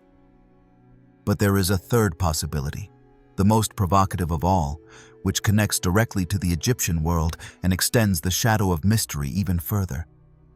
The idea that these batteries were part of a broader knowledge, shared or inherited among ancient cultures, and that their use extended to other civilizations like the Egyptian one, which apparently also left clues that could be interpreted as evidence of a rudimentary understanding of electricity. One of those clues is found in the Temple of Hathor in Dendera, Egypt, where a relief carved in a crypt shows what some have interpreted as a light bulb. Yes, a light bulb. In the scene, a figure holds what seems to be an elongated object, oval-shaped, connected to a cable that joins a base resembling a jed pillar coil, a symbol of stability but which, in this context, has been compared to an electrical support. The drawing has been the object of mockery and skepticism, but also of investigation, which, aside from the traditional interpretation, raises the possibility that the ancient Egyptians knew how to generate light without fire. It is an uncomfortable possibility. If it were true, it would dismantle centuries of certainties. But the tombs and temples themselves raise this doubt from another angle. Many underground chambers, such as those in the Valley of the Kings, show no traces of soot on the ceilings or walls. And yet, they are covered with paintings and engravings that could only have been made in complete darkness. Torches and oil lamps produce smoke, residues. None of that is present in many of the deepest tunnels. So, what kind of light did the artists and scribes use to decorate those walls? Supporters of the electrical theory argue that the connection between the Baghdad batteries and the Dendera reliefs is not accidental, that there is an invisible but real thread linking different civilizations through fragmentary knowledge, transmitted over time like a technical whisper caught between myths. Knowledge that was not fully understood, but could be used, like a powerful formula repeated by tradition without fully grasping its principle. The batteries would not have been part of an electrical system like ours, but tools for specific, limited yet effective uses that over time were forgotten, buried beneath layers of sand and disbelief. Of course, all this has been rejected by much of the academic world. They speak of anachronism, of forcing modern interpretations onto ancient artifacts. They insist that resemblance does not prove functionality, and that the acid residues may be due to other uses. And yet, the object is there. It has been reproduced. It has worked. And its very existence, with or without accompanying theory, forces a reconsideration of the linearity of human technological progress. What the Baghdad batteries seem to demonstrate is that knowledge does not always advance in a straight line. Sometimes it arises in unexpected places, develops secretly, is applied practically without a formal theory behind it. And other times it simply disappears. History is full of gaps, moments when an idea blooms and then vanishes without a trace. Perhaps that happened with ancient electricity. Perhaps it was a brief spark in the darkness of the past, bright enough to leave marks but not enough to ignite a lasting flame. And in that possibility, distant, unsettling, but not impossible, lies one of the most fascinating mysteries of antiquity. That what we consider modern is not entirely new. That what we believe we have discovered, perhaps we have only remembered.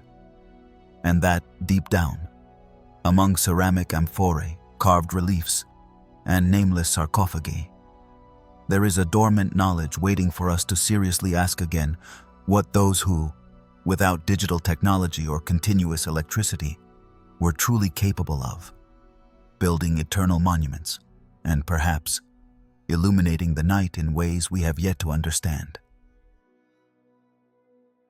The helicopter reliefs in Abydos. On the worn columns of the Temple of Seti I in Abydos, where the stones carry not only the weight of centuries but also the strange habit of whispering when the sun sets, lies one of the most discussed, and also most avoided, enigmas of Egyptian archaeology. On one of its upper beams, carved among traditional hieroglyphic signs honoring gods, pharaohs, and ancestral rituals, appears something that, at first glance, simply should not be there. A figure that strikingly resembles a helicopter. Right next to it, other equally strange shapes. A silhouette that looks like an airplane. Another that resembles a submarine, and one more that many compare to a tank or a drone. The so-called Abydos relief has been the subject of countless debates, theories, and also ridicule. Some consider it proof that the ancient Egyptians had contact with advanced technology. Others believe it is an optical illusion, a coincidence caused by erosion or by the overlapping of inscriptions over time. The truth is that when you look closely at that beam, the feeling is unsettling. It is not about forced interpretations or abstract figures that could mean anything. The shapes are there, visible, outlined with defined lines, with details that directly refer to modern machines. And the most disturbing part is that they should not exist. To understand the magnitude of the confusion, it is necessary to understand where we are. Abydos is one of the oldest and most sacred sites of ancient Egypt. It is a funerary city, a place of worship linked to Osiris, the god of resurrection. Its temple, built by Seti I and completed by his son Ramses II, is an architectural gem full of details, inscriptions, and symbols. It is not an improvised place. Every stroke has intention. Every relief follows a ritual program. Nothing is arbitrary in Abydos. That is why finding shapes there that look like modern machines is a blow to logic. Something that challenges everything we believed we knew about the technical, symbolic, and technological capacity of that civilization. The official explanation arrived quickly.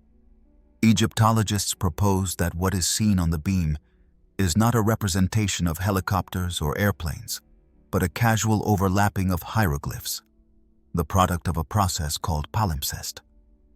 In this case, according to the academic version, Seti I had ordered titles to be carved into the stone, and years later, Ramses II, continuing the temple, ordered those titles to be replaced by his own.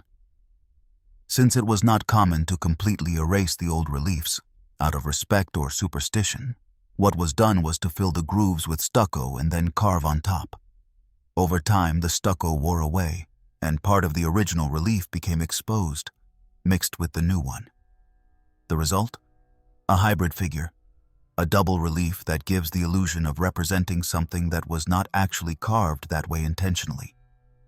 It is a coherent explanation, even reasonable, but it does not fully close the case. Because although the palimpsest can explain deformations or visual confusions, it is hard to accept that shapes as defined as those seen could arise by chance. The supposed helicopter, for example, is not an abstract stain. It has the cabin, the top rotor, the rear body, even a tail. The other figures also do not seem like mere shapeless overlaps. There are straight lines, symmetrical proportions, recognizable structures. It is not a matter of faith or excessive imagination. It is simply looking and recognizing something that objectively resembles flying machines and modern vehicles. This is where the mystery opens up. Because if we discard the visual error and accept, even if just for a moment, the possibility that these figures were carved intentionally, then everything changes. The door to a parallel history opens, to the idea that somehow the Egyptians had access, even if only symbolically or mythically, to knowledge that completely exceeds their era. Some alternative theories claim that these reliefs could be remnants of ancestral memory, that the Egyptian priests, heirs to a very ancient tradition, preserved fragments of lost knowledge, passed down from generation to generation until becoming symbols disconnected from their origin. According to this view, the relief is not a literal copy, but an evocation, a representation of something that existed in a remote past and remained carved in stone as part of a secret tradition. Other, even more controversial theories speak of contact with visitors from another civilization, not necessarily extraterrestrial, but external to known Egypt. They mention the possibility of technologically advanced cultures that coexisted with primitive human civilizations, and that, for unknown reasons, disappeared or hid. The Abydos reliefs would then be the echo of that contact, proof carved in stone that there was something more, something the official historical narrative prefers not to consider. There are also those who suggest that the relief was not an accident or a hallucination, but a kind of encrypted message, that the figures were carved with the intention of leaving a clue, a sign directed to the future. After all, stone is one of the most durable supports that exist. An inscription on rock can last thousands of years, much longer than any digital archive, longer than any book or manuscript. What if what we see in Abydos is a deliberate attempt to send a message to another time, when humanity would be ready to understand it. It is easy to mock these ideas. The difficult part is to ignore what the eyes show. Because beyond explanations, theories, or conflicting accounts, the relief remains there. Hundreds of people have seen it, photographed it, touched it. It is real. It exists. And its shape continues to generate the same strangeness since the day it was discovered. What no one can deny is that there is something deeply uncomfortable about that image. Something that unsettles both those who defend orthodoxy and those who seek answers beyond accepted limits. And while the sun sets again over Abydos, casting long shadows over the carved columns, the relief remains, motionless, indifferent to the debate. It does not respond. It does not explain. It just is. Like so many other pieces of the past, it simply waits for someone to listen beyond the noise, beyond denial or overwhelming enthusiasm. Because sometimes mysteries are not meant to be solved immediately. They are meant to remind us that history is much vaster, more fragmented, more unsettling than any book can contain. And that even in the heart of sacred knowledge, among temples that sing to the gods, there are images that whisper something we still have not fully understood. The self-sealing tomb mechanism. In the deepest heart of Egyptian funerary architecture, where shadows cling to the walls and silence seems like a second layer of stone, there are signs of engineering so precise and calculated that it has left even the most seasoned experts perplexed. We are referring to certain mechanisms hidden in the tombs of ancient Egypt which, according to multiple archaeological findings, were designed to seal themselves after the burial of the deceased. This is not a metaphor nor a romantic exaggeration. There is evidence of tombs whose final door, once closed from the inside or by the weight of the stone, could not be opened without causing visible damage to the structure, as if the intention had been to ensure that no one, absolutely no one, could return. These tombs were not improvised, much less random works. From the visitors' very first steps, even centuries after their construction, it is clear that each corridor was intended for more than simply leading to a burial chamber. There was a logic of movement, direction, and ritual progression, and that logic culminated, in many cases, with a closing system that seemed to wait for its moment, as if it were aware of the act for which it had been conceived. The typical structure of the most elaborate tombs included several corridors, descending stairways, and intermediate chambers. But what is truly astonishing is that, in some of these sites, the final doors were made not to be opened and closed, but only to be sealed. Some passages ended with large granite blocks that were pushed down from above through hidden channels, or that descended by gravity as soon as a support point was released. No one needed to push. It was enough for a piece to be removed, for the weight to be released. The rest was done by the stone's own mass, its inertia, its exact volume.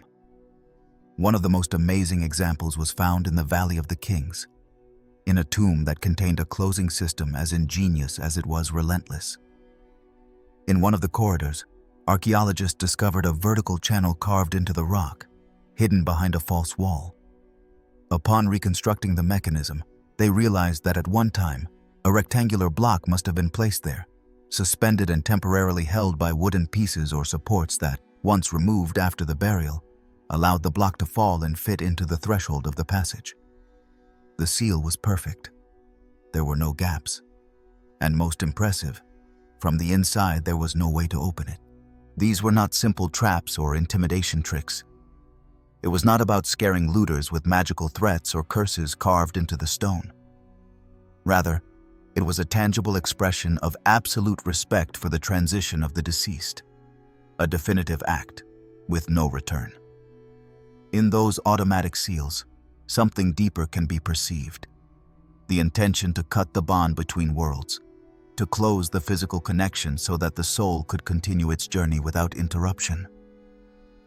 The closing of the tomb was also the closing of a cycle, the final act of a sacred work. In some tombs, such as those belonging to high priests or elite officials, false chambers, corridors ending in blind walls, and diversion mechanisms have been found, built to deceive those who attempted to desecrate the secrets of the dead. But the truly enigmatic thing is that even in these cases, the automatic closing remained part of the design, as if the entire funerary complex were alive, as if it responded to a will beyond the moment of construction. The reliefs found on some walls also reinforced the idea that the act of sealing the tomb was more than a mere technical procedure. Scenes show priests placing the last bricks or sealing the doors with magical symbols, while others recite formulas that seem to have a spiritual anchoring function. On more than one occasion, texts speak of closing the eyes of the earth, of letting the stone speak for the dead, phrases that suggest the physical mechanism was part of a broader ritual. The stone not only closed the space, it sealed the memory, the name, the energy of the deceased. In recent years, several engineers and archaeologists have tried to reproduce these mechanisms using tools similar to those the Egyptians are supposed to have used. The results are surprising. Some of the closing systems have demonstrated efficiency that rivals modern techniques. The fitting of the blocks, the way the weight was distributed, the anticipation of wear over time, everything was considered, as if those who designed these structures did not think about the immediate future, but about the passage of centuries. They did not only want to prevent looting, they wanted to ensure that their work would resist oblivion. It is unsettling to think about what this implies. There was a level of foresight in Egyptian funerary architecture that is difficult to match even today. They did not build for their present, nor even for future generations. They built for eternity, and in that process, they devised mechanisms that required no guardians, no keys, no wax seals.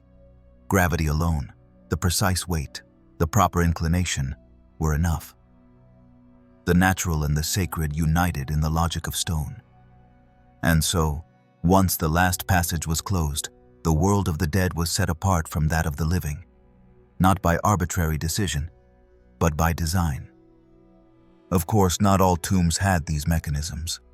They were reserved, in most cases, for high-ranking burials, for individuals whose roles in society required a special kind of protection. But the remains that have reached us are numerous enough to confirm that these were not isolated cases. There was shared knowledge, passed down through generations of architects and artisans, that allowed these systems to be executed with astonishing precision. And here appears one of the most puzzling questions of this entire matter. Where did this knowledge come from? Because we are not only talking about practical skills, but about a philosophical conception of space and time that is rarely found in cultures of that era. The idea of designing something to work without human intervention, at the exact moment, with almost invisible efficiency, requires not only calculation, but also vision. A vision of the world in which the material and the invisible are deeply connected.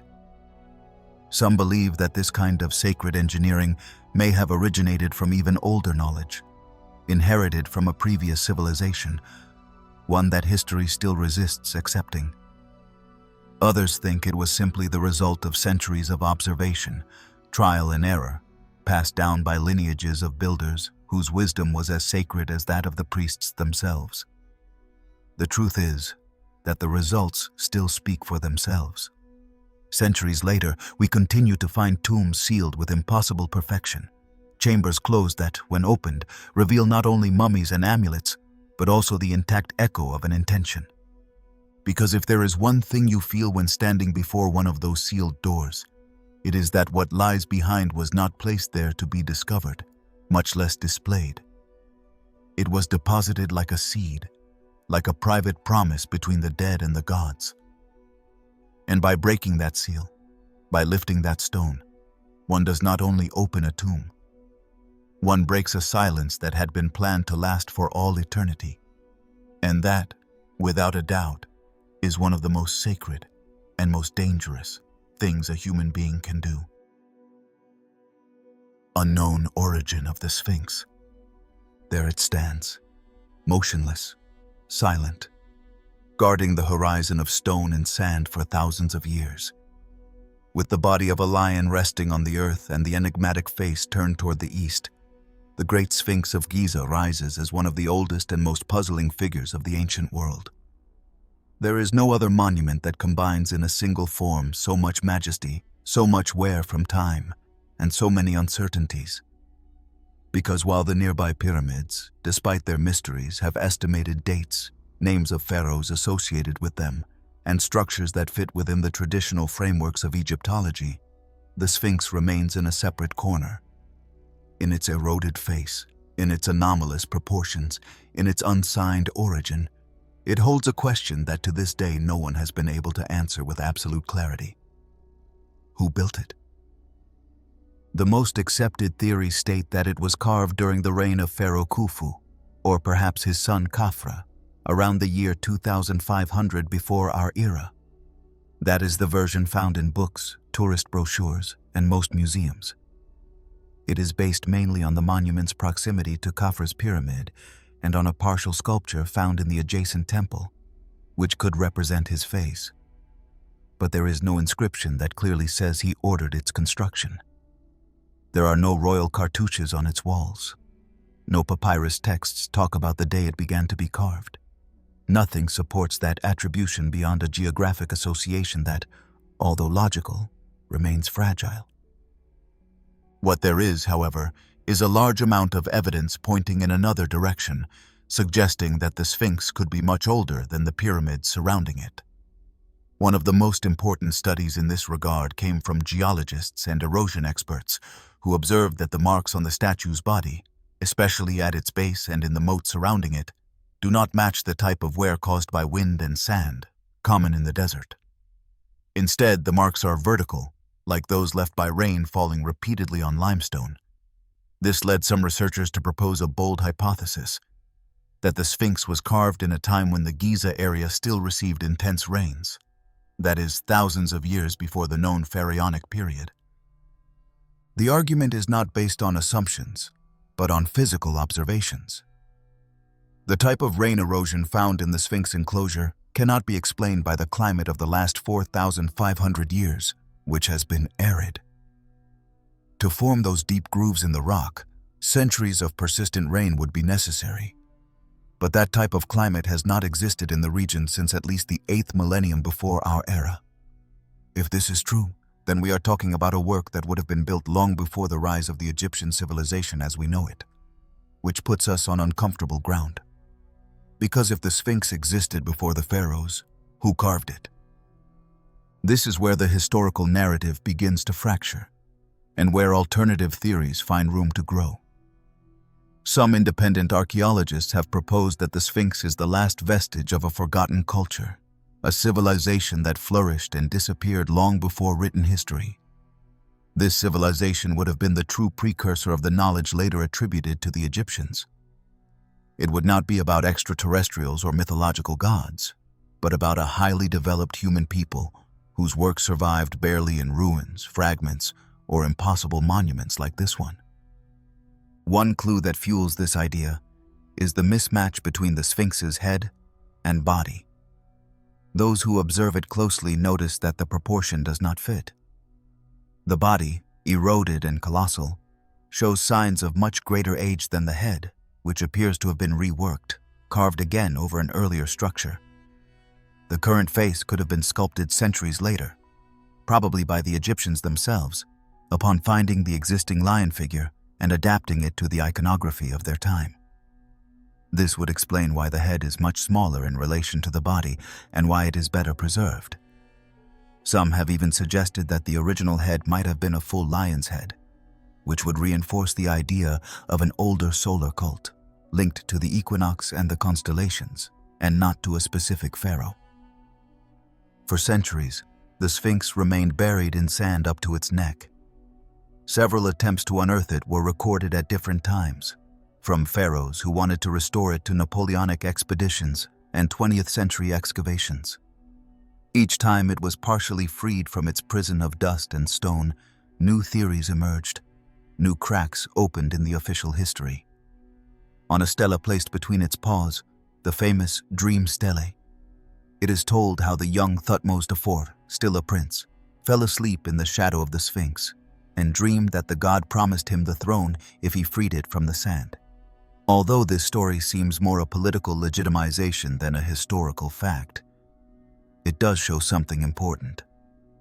The Sphinx was already a mysterious figure, even to the ancient Egyptians themselves. They looked at it with reverence, but also with distance. Even in their time, it seemed something inherited, something from long before. There are also astronomical aspects that reinforce the idea of greater antiquity. The position of the Sphinx, oriented exactly toward the east, allows the sun during the equinoxes to rise just above its shoulder. Some theories propose that its orientation was not only ritual, but also astronomical, and that its alignment corresponds to the Leo constellation, as it would have been seen more than 10,000 years ago. This has led some researchers to propose an even older dating than that offered by geologists, placing its construction in a period when the Leo constellation dominated the morning sky during the spring equinox. If this is correct, then the Sphinx would not only be older than we think, but also a marker of time, a stone calendar that records a forgotten moment in human history. The problem with these hypotheses is that they break the linear narrative of human development. They force us to accept that, before known cultures, others existed who also looked at the sky, who also built with precision, who also left traces. But traces that, since they are not accompanied by texts, tombs with names, or identifiable artifacts, were dismissed. The Sphinx, in that sense, is an anomaly that unsettles, because it does not fit on the tidy shelves of official history. It is a sculpture without an author, a temple without a deity, a question that has become landscape. Today, the Sphinx remains there, exposed to the sun and wind, while thousands of visitors pass before its millennial gaze without knowing they are in front of one of the oldest monuments on the planet. Its presence, however, does not wear away. Its silence weighs heavily. It is as if it knows something it cannot say, something no one has wanted to listen to carefully enough. Because perhaps it is not there to be explained, but to be remembered. Like a message left in stone by anonymous hands. Like a warning or a promise carved in rock before time began to count the years with names of kings. And if we ever truly come to understand where the Sphinx came from, perhaps then we will also discover where we come from. The Book of the Dead. Instructions for Another Life. Among the ancient sands of Egypt, where tombs guard not only bodies, but also fragments of a spirituality that resisted fading away, the scattered remains of one of the most mysterious and fascinating texts ever written are preserved, the so-called Book of the Dead. Its modern name, coined by 19th century European archaeologists, is merely a simplification of something much deeper. Because what the ancient Egyptians knew as the sayings for going forth by day was not a book in the common sense of the word. It was a map, a set of sacred formulas, prayers, hymns, and practical advice, written with the intention of guiding the deceased through the afterlife, a world as complex and real as the one they left behind. It is impossible to view this text as a mere religious expression. At its core, there is something closer to a spiritual navigation manual, a kind of cosmic protocol that had to be followed precisely to prevent the soul from getting lost on its journey. Because for the Egyptians, death was not the end. It was the beginning of a journey full of challenges, with dangerous routes, demonic creatures, gates guarded by demanding gods, and moral tests that decided whether the soul could reach Aru, the Egyptian paradise, or if it would be destroyed forever. The Book of the Dead was not made to decorate tombs. It was designed to be actively used as a tool allowing the spirit to orient itself and act in an invisible world where every word had power. The texts were written on papyri, on the walls of tombs, on coffins, and even on the wrappings of mummies. Their form varied according to the historical period and the social class of the deceased. Some were richly illustrated with vignettes showing the soul's journey, the judgment before Osiris, the weighing of the heart, navigation through the reed fields, battles against giant snakes, formulas to transform into a hawk, a lotus, or light.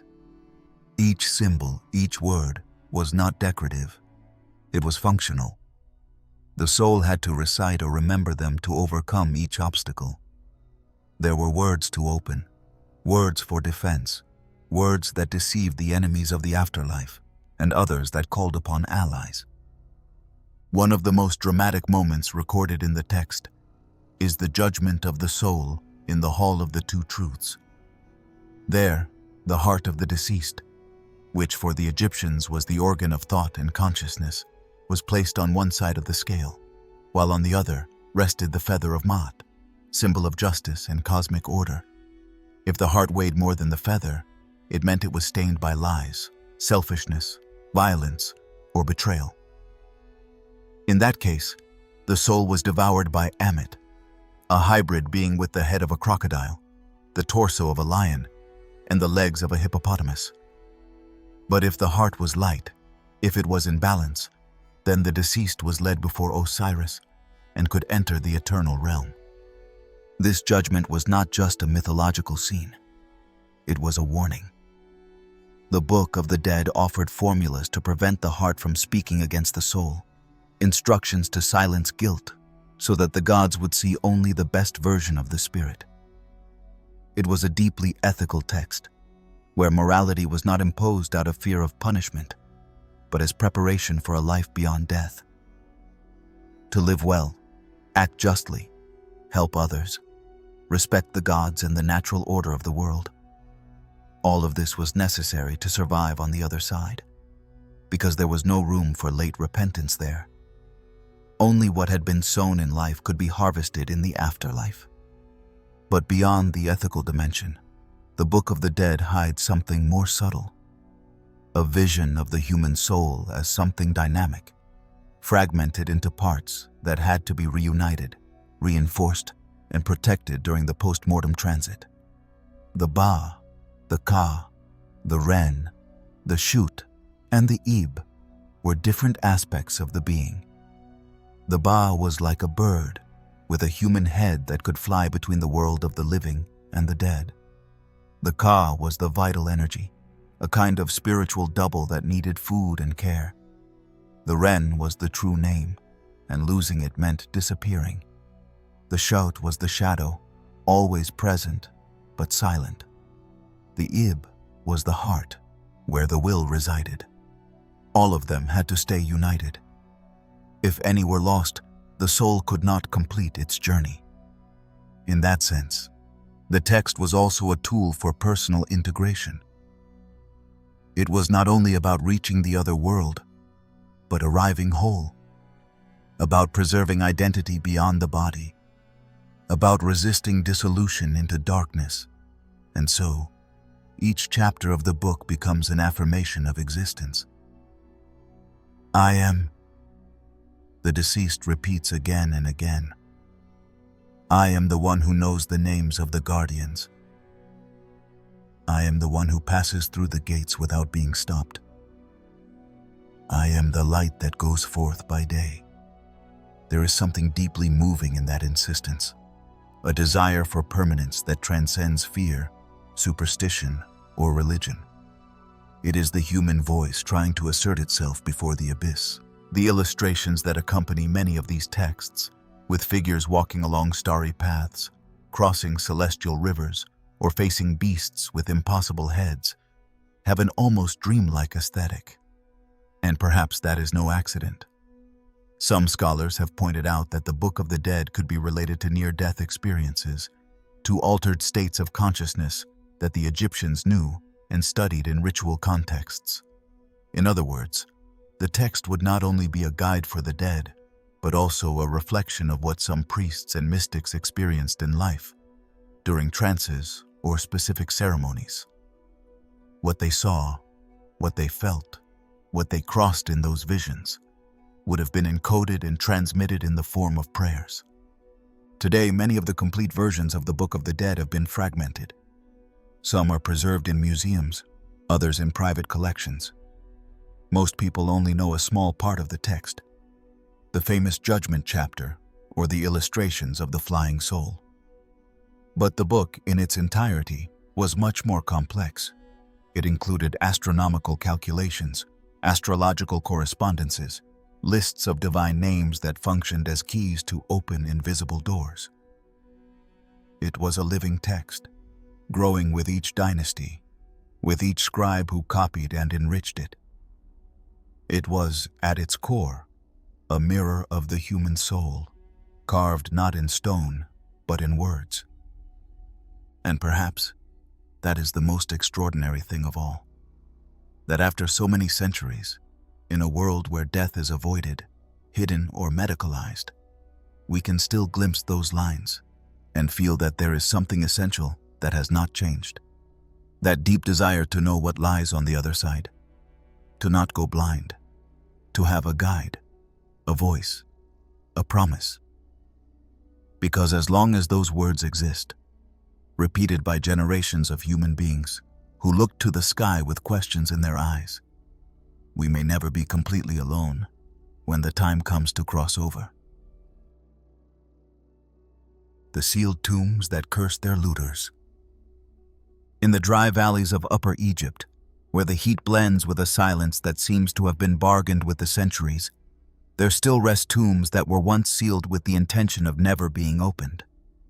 They were constructions that did not merely hold bodies, but also secrets, names, magical formulas, amulets and, according to many accounts passed down with more fear than certainty, curses.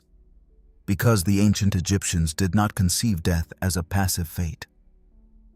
For them, the afterlife was an active realm, a place where the soul lived, thought, and needed protection.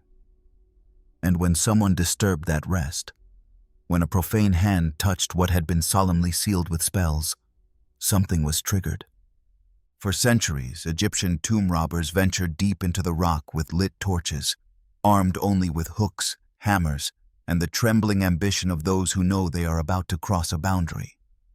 Some did it out of necessity, others out of greed, and others, more modern, under the pretense of archaeology, in a time when opening a tomb was seen as a discovery and not a spiritual breach. But what many of them left behind was a series of premature deaths, sudden illnesses, inexplicable accidents, and disappearances that to this day cloak these stories in a veil that has not fully lifted. And this is where the myth, or perhaps the truth, of the curses begins. The most famous and media-covered case was that of Tutankhamun's tomb. In 1922, the British archaeologist Howard Carter managed to access one of the most intact chambers in Egyptian history, in the Valley of the Kings. By his side, as patron of the project, was Lord Carnarvon, the English nobleman who had financed the expedition. What they found was a world frozen in time. Golden chariots, jewel-encrusted chests, ceremonial beds, statues, and the young pharaoh's intact sarcophagus. The news spread around the world. But just a few months later, Carnarvon died suddenly from an infection caused by a simple mosquito bite. His death set off the first alarms. Then others followed. The radiologist who examined the mummy died shortly after, as did several team members and visitors who had come into contact with the tomb's objects. The press at the time, fascinated by the idea, began speaking of the pharaoh's curse. Some claimed that Carter had found an inscription carved in stone at the tomb's entrance that warned, "Death shall come swiftly upon him who disturbs the peace of the pharaoh." There is no solid proof that this phrase ever existed, but the myth firmly took hold, and the series of deaths, many premature and without clear medical explanation, fueled it for decades. Carter himself died years later without having suffered any strange accidents. But the story had already taken on a life of its own. And it was not the only one. Long before Tutankhamun, in the oldest dynasties, there were already texts carved into tomb walls that spoke of divine punishments. Some warnings left no doubt. He who opens this tomb shall be devoured by crocodiles, lions, and serpents. Others were more poetic and disturbing. Your soul shall be torn from the sky, your bones shall know no rest, your name shall be erased from the earth. In Egyptian thought, erasing someone's name was a death graver than physical death. It condemned them to non-existence on any plane, and those curses pointed directly at the thief, the intruder, the one who dared interrupt the harmony of the place. What is fascinating is that many of those tombs, even the smallest ones, were protected by more than words. Some had locking systems that caused corridors to collapse if accessed in the wrong order.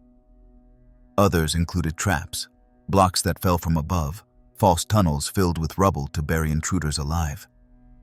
There are testimonies from looters centuries ago who, before dying, confessed to feeling presences or seeing faces that followed them from the wall reliefs. In many cases, they spoke of illnesses appearing weeks after the looting, high fevers, loss of speech, hallucinations, skin reddening for no reason.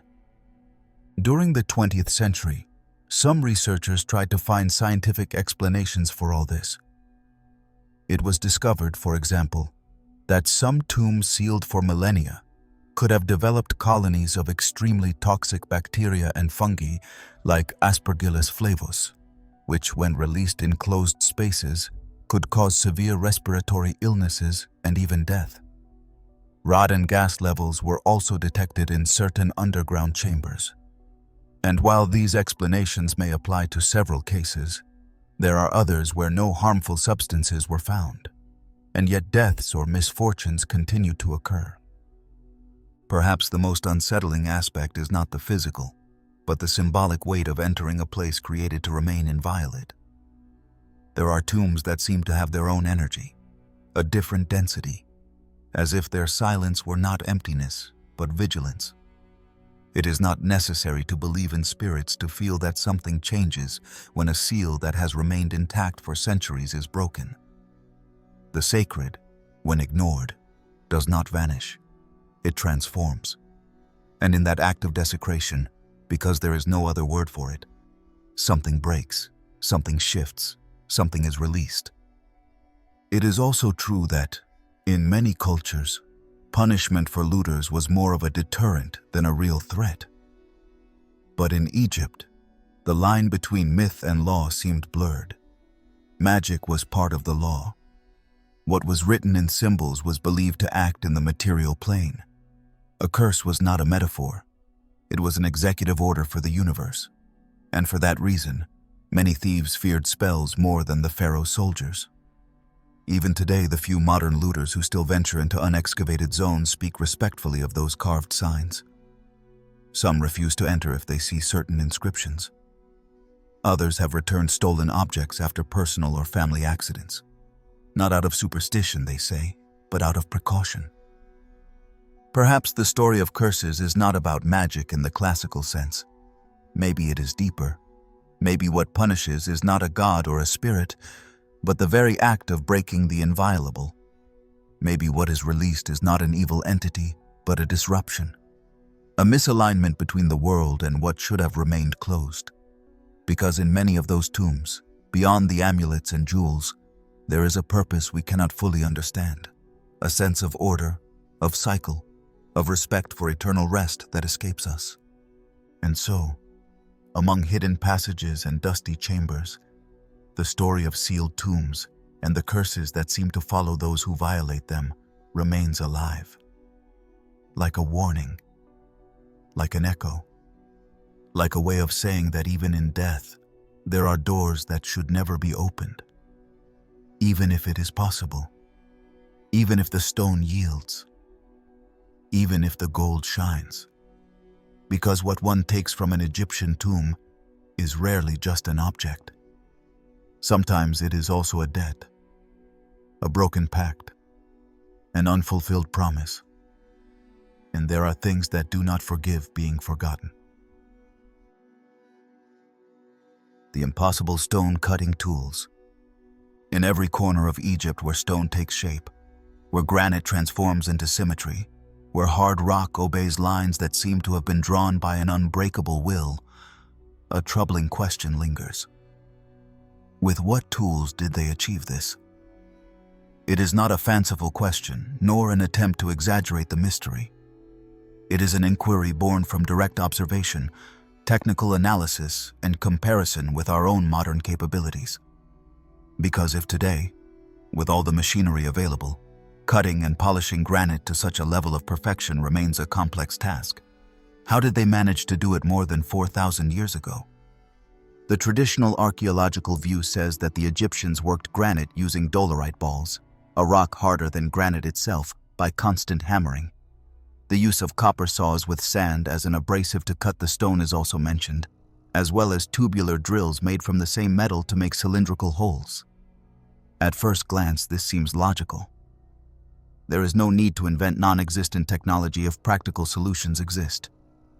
But the problem arises when one faces the results. When one observes, for example, a diorite vessel with perfectly symmetrical walls, or a granite slab weighing several tons with cuts as straight as a ruler, or a spiral drill that penetrates the stone as if made with an industrial bit. One of the objects that has puzzled engineers and archaeologists the most is a granite cylinder extracted with a tubular drill, preserved in the Petrie Museum in London. Flinders Petrie, one of the pioneers of Egyptian archaeology, was the first to point out that the spiral cutting left by that drill does not correspond to manual pressure. The advance marks are too pronounced, as if the tool had penetrated the stone at high speed. Petrie, far from being an amateur, was meticulous. He analyzed the object in detail and concluded that, at least in that case, the technology used must have been superior to what was attributed to the Egyptians of the dynastic period. And it is one thing to carve limestone, relatively soft, and quite another to work with granite, diorite, or basalt. These rocks are not only hard, but also poorly resistant to irregular wear. They do not yield easily to cutting without adequate tools. Copper, for example, wears out immediately upon contact with granite, if it is not used with an extremely efficient abrasive combination. But even if it is accepted that the Egyptians had access to a perfect mixture of quartz, sand, and friction polishing techniques, the mystery of precision remains. There are blocks cut with such exact parallelism that not even a razor blade fits between their joints. In the temples of Karnak, in the corridors of the Serapeum, on the terraces of Abu Simbel, stones are fitted as if they were pieces of a mass-produced puzzle. Some show right-angle cut lines, others have mirror-polished surfaces, and most astonishing, many of those blocks were placed without mortar, which means their fit tolerates no error whatsoever. How is that achieved without laser measuring instruments, without digital levels, without high-precision tools? When this question is asked aloud, the answers vary. Some conventional researchers prefer to ignore or minimize the issue. Others admit that there was extraordinary craftsmanship combined with centuries of accumulated knowledge. But then there are those who have dared to study the matter from a technical perspective, and what they have found is that many of the cutting and drilling patterns present in Egypt are extremely difficult to replicate today without industrial machinery. Take as an example, the granite boxes of the Serapeum of Saqqara. These are monolithic sarcophagi, each carved from a single block of granite, polished inside and out with impeccable geometric precision. The interior finish shows no marks of rudimentary tools. The internal corners, the right angles, the symmetry of the planes, all suggest total control over the tool used.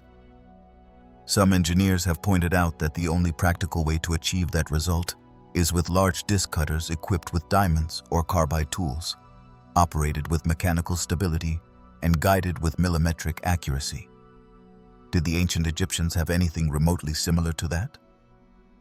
Here is where the mystery grows, because no saws of that size nor remains of advanced machinery have been found.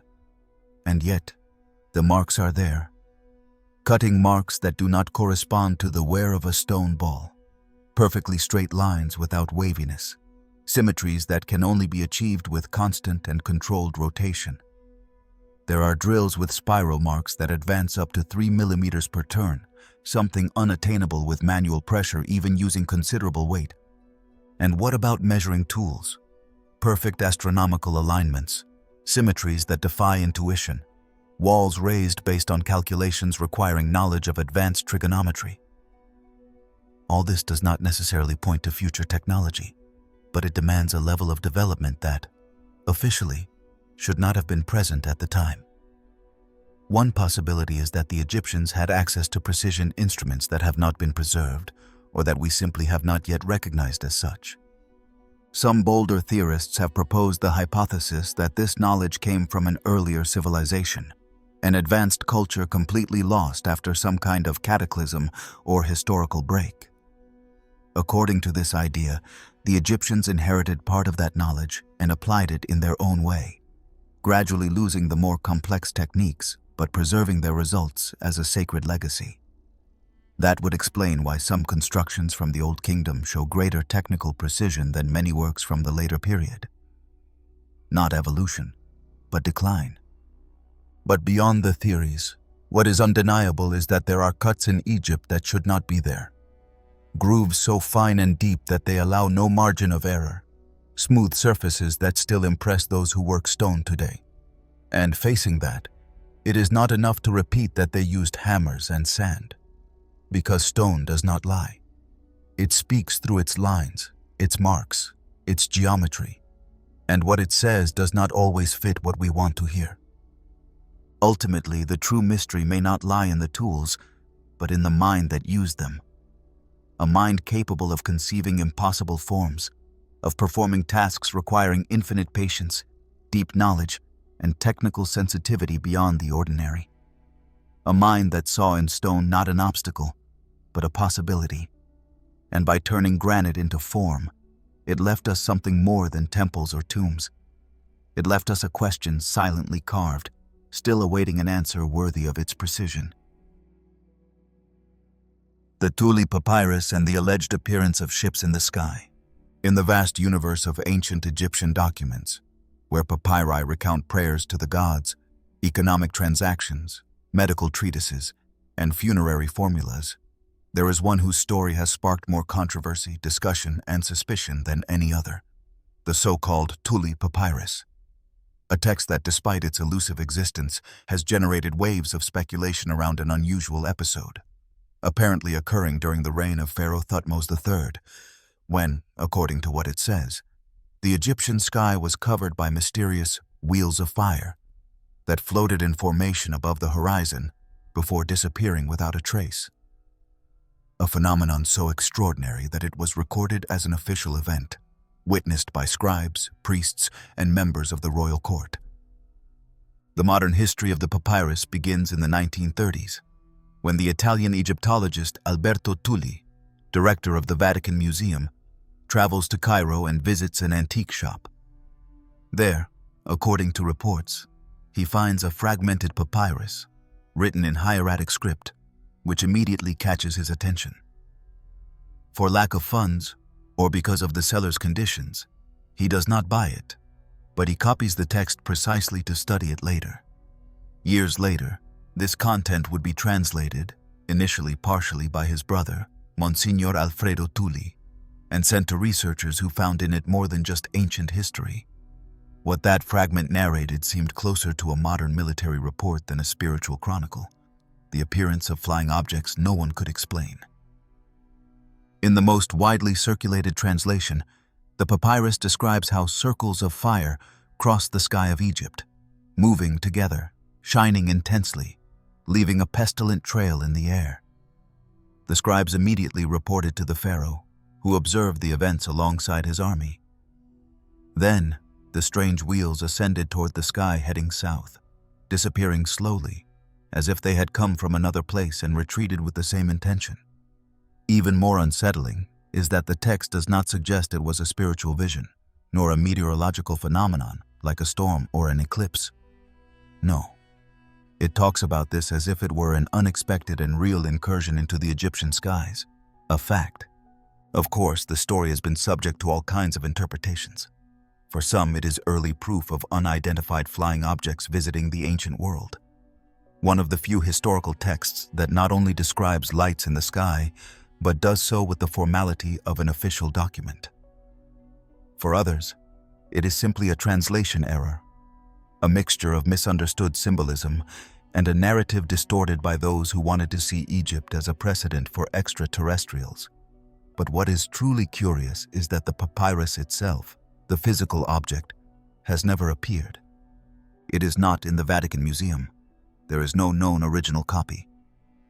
Only the transcription made by Tulli exists, some translations leaked in marginal publications, and much institutional silence. Over the decades, several researchers have tried to trace the document, but without success.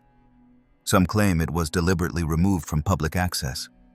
Others say it never existed, that it was an invention, a fraud based on modern fascination with UFOs. However, the language of the text, despite its indirect translation, retains the tone of an authentic account, without unnecessary embellishments, without religious metaphors, without grandiloquence. There is one detail that strongly draws attention. The text mentions that the phenomenon lasted several days. It was not an isolated event of a few seconds. It was not an optical illusion caused by the sun over the sand. The wheels of fire repeated over consecutive days, with witnesses ranging from peasants to members of the nobility. It is even said that rituals were offered to appease the gods, indicating that the event generated fear, uncertainty, and the feeling that something very out of the ordinary was happening. That in a culture where the skies were mapped meticulously and every star had its function, is even more remarkable. Skeptics have suggested natural explanations. Meteors, meteor showers, auroras displaced by an atypical climate cycle. But Egypt rarely experiences those types of phenomena, and even less so with that duration. And while the atmosphere can generate luminous illusions, it is difficult to maintain that a natural event was documented with such emphasis and so clearly as an event with political implications. Because that is also implied by the text, that the pharaoh ordered the recording of what he saw and asked to consult the wise men. In a culture where the celestial and the earthly were united by constant rituals, something disturbing the sky was no small matter. The big question, then, is whether this papyrus really existed and was hidden, or if it is a modern construction based on the desire to find technology in the past. The answer is not clear. But there are patterns that cannot be ignored. In many other ancient texts, not only Egyptian, there are accounts of similar phenomena. Bright spheres, flying chariots, lights crossing the sky in formation. The Bible, Sumerian texts, Chinese chronicles. Even some pre-Columbian traditions speak of entities that descended from the sky or traveled among the clouds.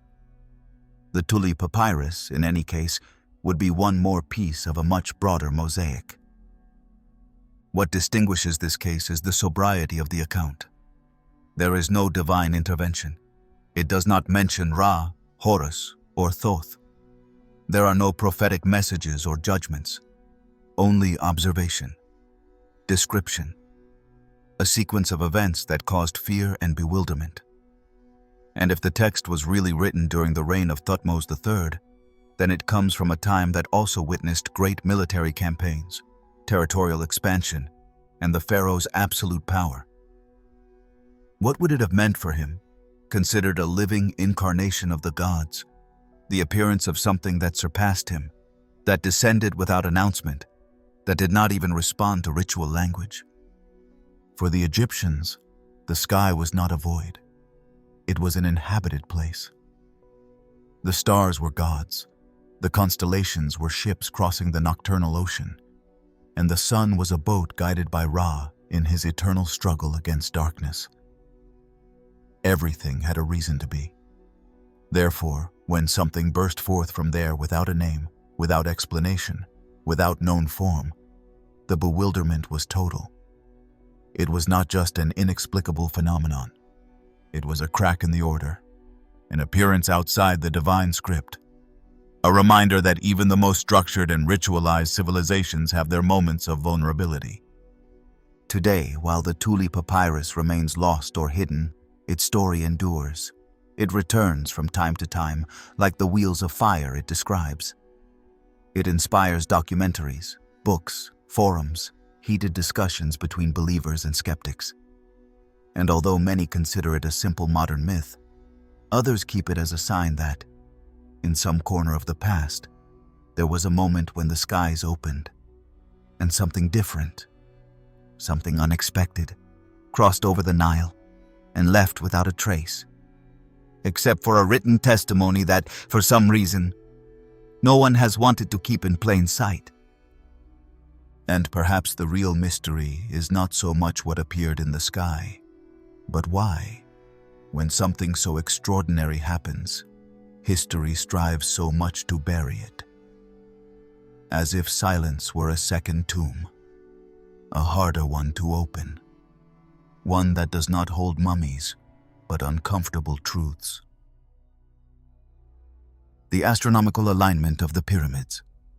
From any angle they are observed, the pyramids of Giza command respect, not only because of their enormous size, nor because of the history that surrounds them, nor even because of their unfathomable age, but because of a feeling that is difficult to explain, yet many have experienced when standing there. The certainty that these structures are not where they are by chance, that they were not placed in a row simply to follow an aesthetic or practical logic. Because in their arrangement, there is something that defies simple construction, an invisible geometry that connects the earth with the sky, matter with the cosmos. A map in stone that points not to a place, but to an idea. The astronomical alignment of the pyramids has been a subject of debate for more than a century, and every time it seems that the topic has been exhausted, a new fact appears, a new observation that reignites the fire. What is already known with clarity, and even the most traditional archaeologists acknowledge, is that the pyramids of Khufu, Khafra, and Menkaure are not randomly distributed. The layout of their bases follows a defined pattern, and their sides are oriented almost perfectly toward the cardinal points. The deviations are minimal. In fact, in the case of the Great Pyramid, the orientation toward the north is so precise that it continues to baffle modern engineers and astronomers. To achieve such accuracy, they would have needed to know in detail the location of true north, not magnetic north. And here a first enigma arises. Because determining true north involves taking into account the Earth's axis of rotation, something that is not even mentioned in the known ancient sources.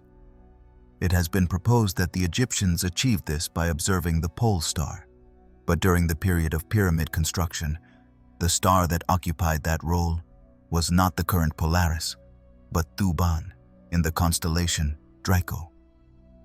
Even so, even with Thuban as a reference, the alignment is so exact that many doubt it was achieved by the naked eye. Some have suggested that the Egyptians used an instrument called a merkhet, a kind of predecessor to the astrolabe, which allowed them to draw straight lines following specific stars. Others propose more ingenious methods, such as using a vertical rod to measure shadows at different times of the day and calculate the meridian. Technically possible, but also extraordinarily complex, especially if applied in a construction the size of the Great Pyramid, where the smallest error is amplified proportionally. How did they manage to transfer that level of precision to the physical work without modern measuring tools? But orientation is not the only disturbing fact. What is truly fascinating is that the overall layout of the three main pyramids, seen from above, appears to replicate with remarkable accuracy the pattern of the three stars in Orion's belt: Al-Nitak, Al-Nilam, and Mintaka. This hypothesis was popularized in the 90s by Robert Bauval, an engineer and writer who proposed what is known as the Orion correlation theory. According to Bauval, the ancient Egyptians built the pyramids as an earthly replica of the night sky, specifically of Orion, the constellation associated with the god Osiris, lord of the afterlife. The idea makes sense within the Egyptian symbolic framework. Osiris was not only a god of the dead, he represented the promise of resurrection, the eternal cycle, the continuity of the soul. And Orion, clearly visible in the Egyptian sky, was his celestial reflection. The pyramids, in this scheme, were not just monumental tombs, but anchor points between the earth and the universe. Each represented a star. The difference in size between the pyramids would also correspond to the brightness of each star. Even the slight deviation in the position of the Pyramid of Menkaure matches the slight separation of Mintaka from the central axis of Orion's belt. But the connection does not end there. If one extends the analysis to other nearby structures, such as the Valley Temple or the Sphinx, it begins to appear that the entire complex was designed as an integrated unit, both physically and astronomically. The Sphinx, for example, faces directly east, aligned with the exact point where the sun rises during the spring equinox. Coincidence? Hard to believe, especially in a civilization that gave the sun a central importance in its cosmology. And here is where another theory adds a layer of complexity: the possible correlation between the design of the Giza complex and a specific date in the remote past, according to some astronomical calculations. The only time when Orion's belt aligned in the sky the same way the pyramids do on Earth, and when the Sphinx faced directly toward the constellation Leo during the equinox, is approximately 10,500 years before our era, a date that precedes by millennia the rise of the Egyptian civilization as we know it. This has led some researchers to propose a radical hypothesis that the pyramids, or at least their design, were not conceived by the pharaohs of the Old Kingdom, but are much older, relics of a lost civilization that possessed advanced astronomical, mathematical, and architectural knowledge. According to this line of thought, the Egyptians inherited these monuments and, not fully understanding their origin, adapted them to their own symbolism. This theory, of course, is rejected by most Egyptologists, but it persists because some facts still lack a simple explanation. For example, the proportion of the pyramids in relation to the planet. The Great Pyramid, if its perimeter is divided by its height and multiplied by 2, yields a figure surprisingly close to the value of pi. If the ratio between its height and half the base is calculated, it approaches the golden ratio. These details may seem anecdotal, but together they form a pattern, and when astronomical alignments are added to that pattern, it becomes more than coincidence. The alignment of the pyramids was not a visual whim nor a mathematical extravagance. It was a gesture toward the sky, an attempt to inscribe eternity in stone, not only in the form of a monument, but as a coordinate. To leave carved in the middle of the desert a mark that said, "Here was someone who understood how the stars move. Here was a mind capable of looking up and thinking of death not as an end, but as a return." And perhaps that is why the pyramids still stand, defying time, because they were built not only to contain bodies, but to indicate an order, to remind us that in the vastness of the cosmos, even stones can have a direction, a reason, an alignment, and that maybe understanding them is not a matter of archaeology, but learning to read the skies just as those who, without satellites or telescopes, knew that true architecture begins beyond the visible. The resurrection rituals of Osiris. At the heart of Egyptian mythology, where time is not measured in days but in eternal cycles, and death is not an end but a passage to another form of existence, the figure of Osiris holds a sacred, complex, almost ineffable place. He is not simply a god of the dead, as modern texts often summarize. Osiris represents something deeper: the power to be reborn after destruction, to recompose oneself after oblivion, to continue existing even when everything seems to have ended. In him, there is no final defeat, but memory that is remade. And through the rituals that celebrated him, the ancient Egyptians sought not only to worship him, but also to replicate in their own bodies and souls that miracle of return. The story of Osiris is one of the oldest narratives of human spirituality. He was killed by his brother Seth, betrayed, dismembered, thrown into the Nile, and scattered across the Egyptian territory. His body was broken into pieces, as if the act of killing him was not enough, and he also needed to be erased in his form. But Isis, his wife and sister, embarked on a search for his fragments. One by one, she found them. She cleansed them, wrapped them in sacred linens, joined them with rites and words. And in the end, when she had reconstructed him almost completely, with the help of Anubis and Thoth, she managed to restore his breath. He did not return to life as before, but as something new. The first resurrected being, one who no longer belongs to the world of the living, but who also does not dissolve into death. The resurrection rituals of Osiris were born from this story, but they were not simple symbolic repetitions. They were liturgical acts of the highest level, executed with precision, on exact dates and places, with coded words that not only recalled the god, but supposedly activated, on the spiritual plane, the very process he lived. For centuries, every year, festivals were held in his honor, especially in Abydos, the city that became his most sacred sanctuary. There, the priests not only narrated his death and resurrection, but dramatized it. With masks, ritual garments, and processions along the lands beside the Nile, they reenacted the steps of Isis, the pain of Horus, the betrayal of Seth, the waiting in darkness, and then, finally, the return. The most well-known ceremony was the Mystery of Osiris, a series of rituals that extended over several days, coinciding with the beginning of the Nile's flood, when the waters returned to fertilize the fields and mark the rebirth of the agricultural cycle. It was no coincidence. The river and the god were deeply connected. The land needed to die to give life again, like Osiris. The seed had to be buried to sprout. That is why his story was not only theological, but also agricultural, cosmic, and human. The whole country breathed with that myth. One of the central moments of the ritual was the making of a statue of Osiris made with fertile soil, Nile water, and barley seeds. This figure, known as the vegetal Osiris, was molded in silence by the priests, wrapped in linen, placed in a ceremonial coffin, and buried in a temporary tomb. Over the days, the seeds began to sprout inside the clay body, and as they emerged, it was believed that the god came back to life. It was a literal resurrection, from death to plant, from body to harvest, from myth to matter. But it was not only the god who resurrected.